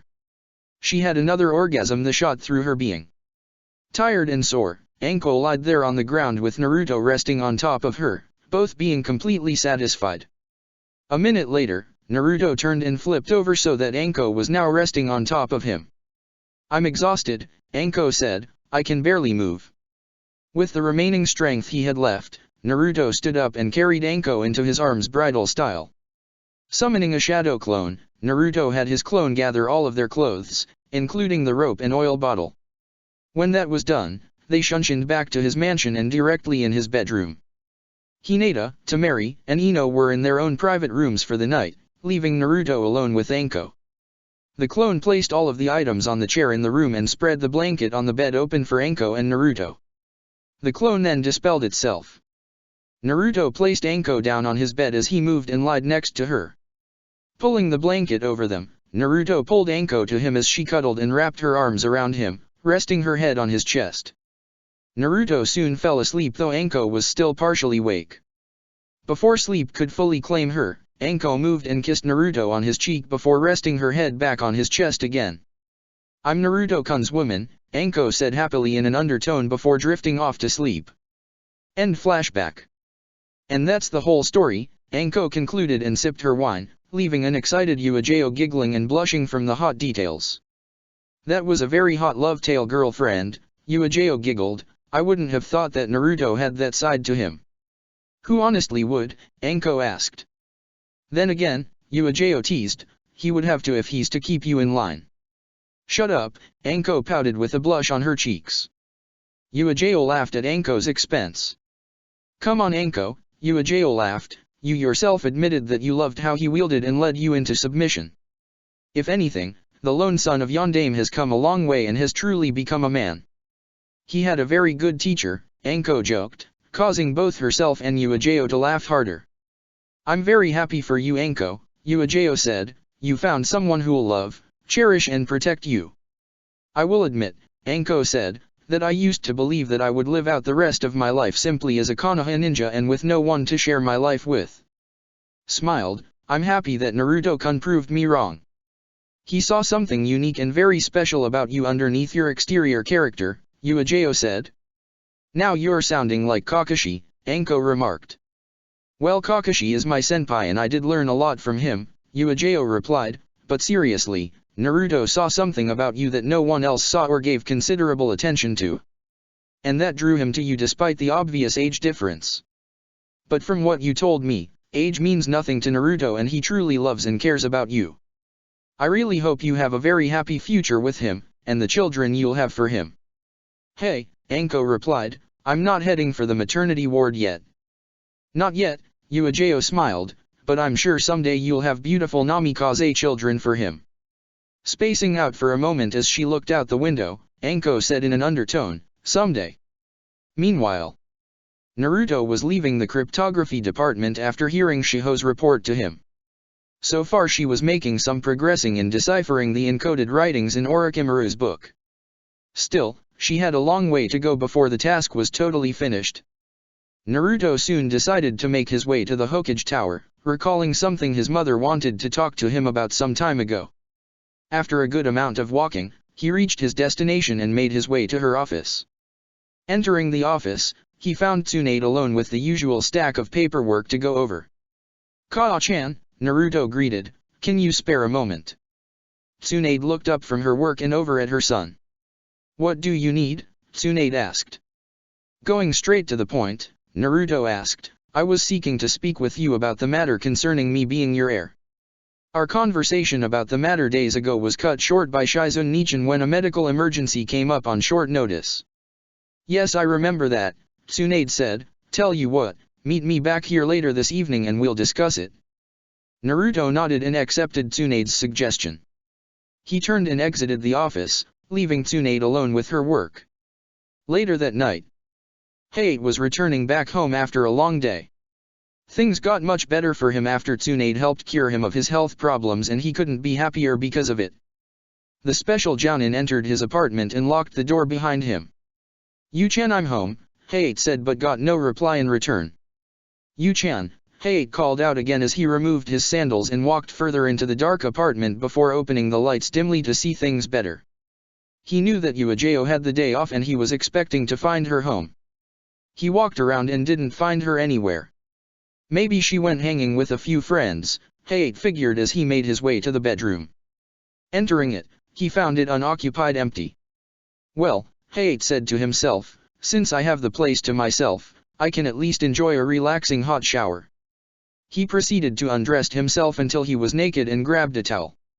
He headed to the bathroom and opened the showers. He spent 10 minutes cleaning himself up before deciding to come out of the shower. After drying most of himself off, he wrapped the towel around his waist and stepped out of the bathroom. He decided to head to the kitchen to get a drink for himself.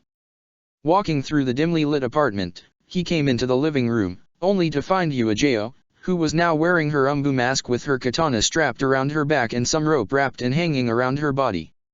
What was very noticeable about her was that she was wearing only her bra and panties. "You-chan," Hayate asked questionably, what's this about? "I want to know whose control do one of us submits to," Yuajeo replied with sultry as she slowly approached the defenseless man. Honey," Hayate said nervously with his hands held up shoulder length as he slowly backed away from her. Truly, it was going to be a long night. Check the description for the links to the author.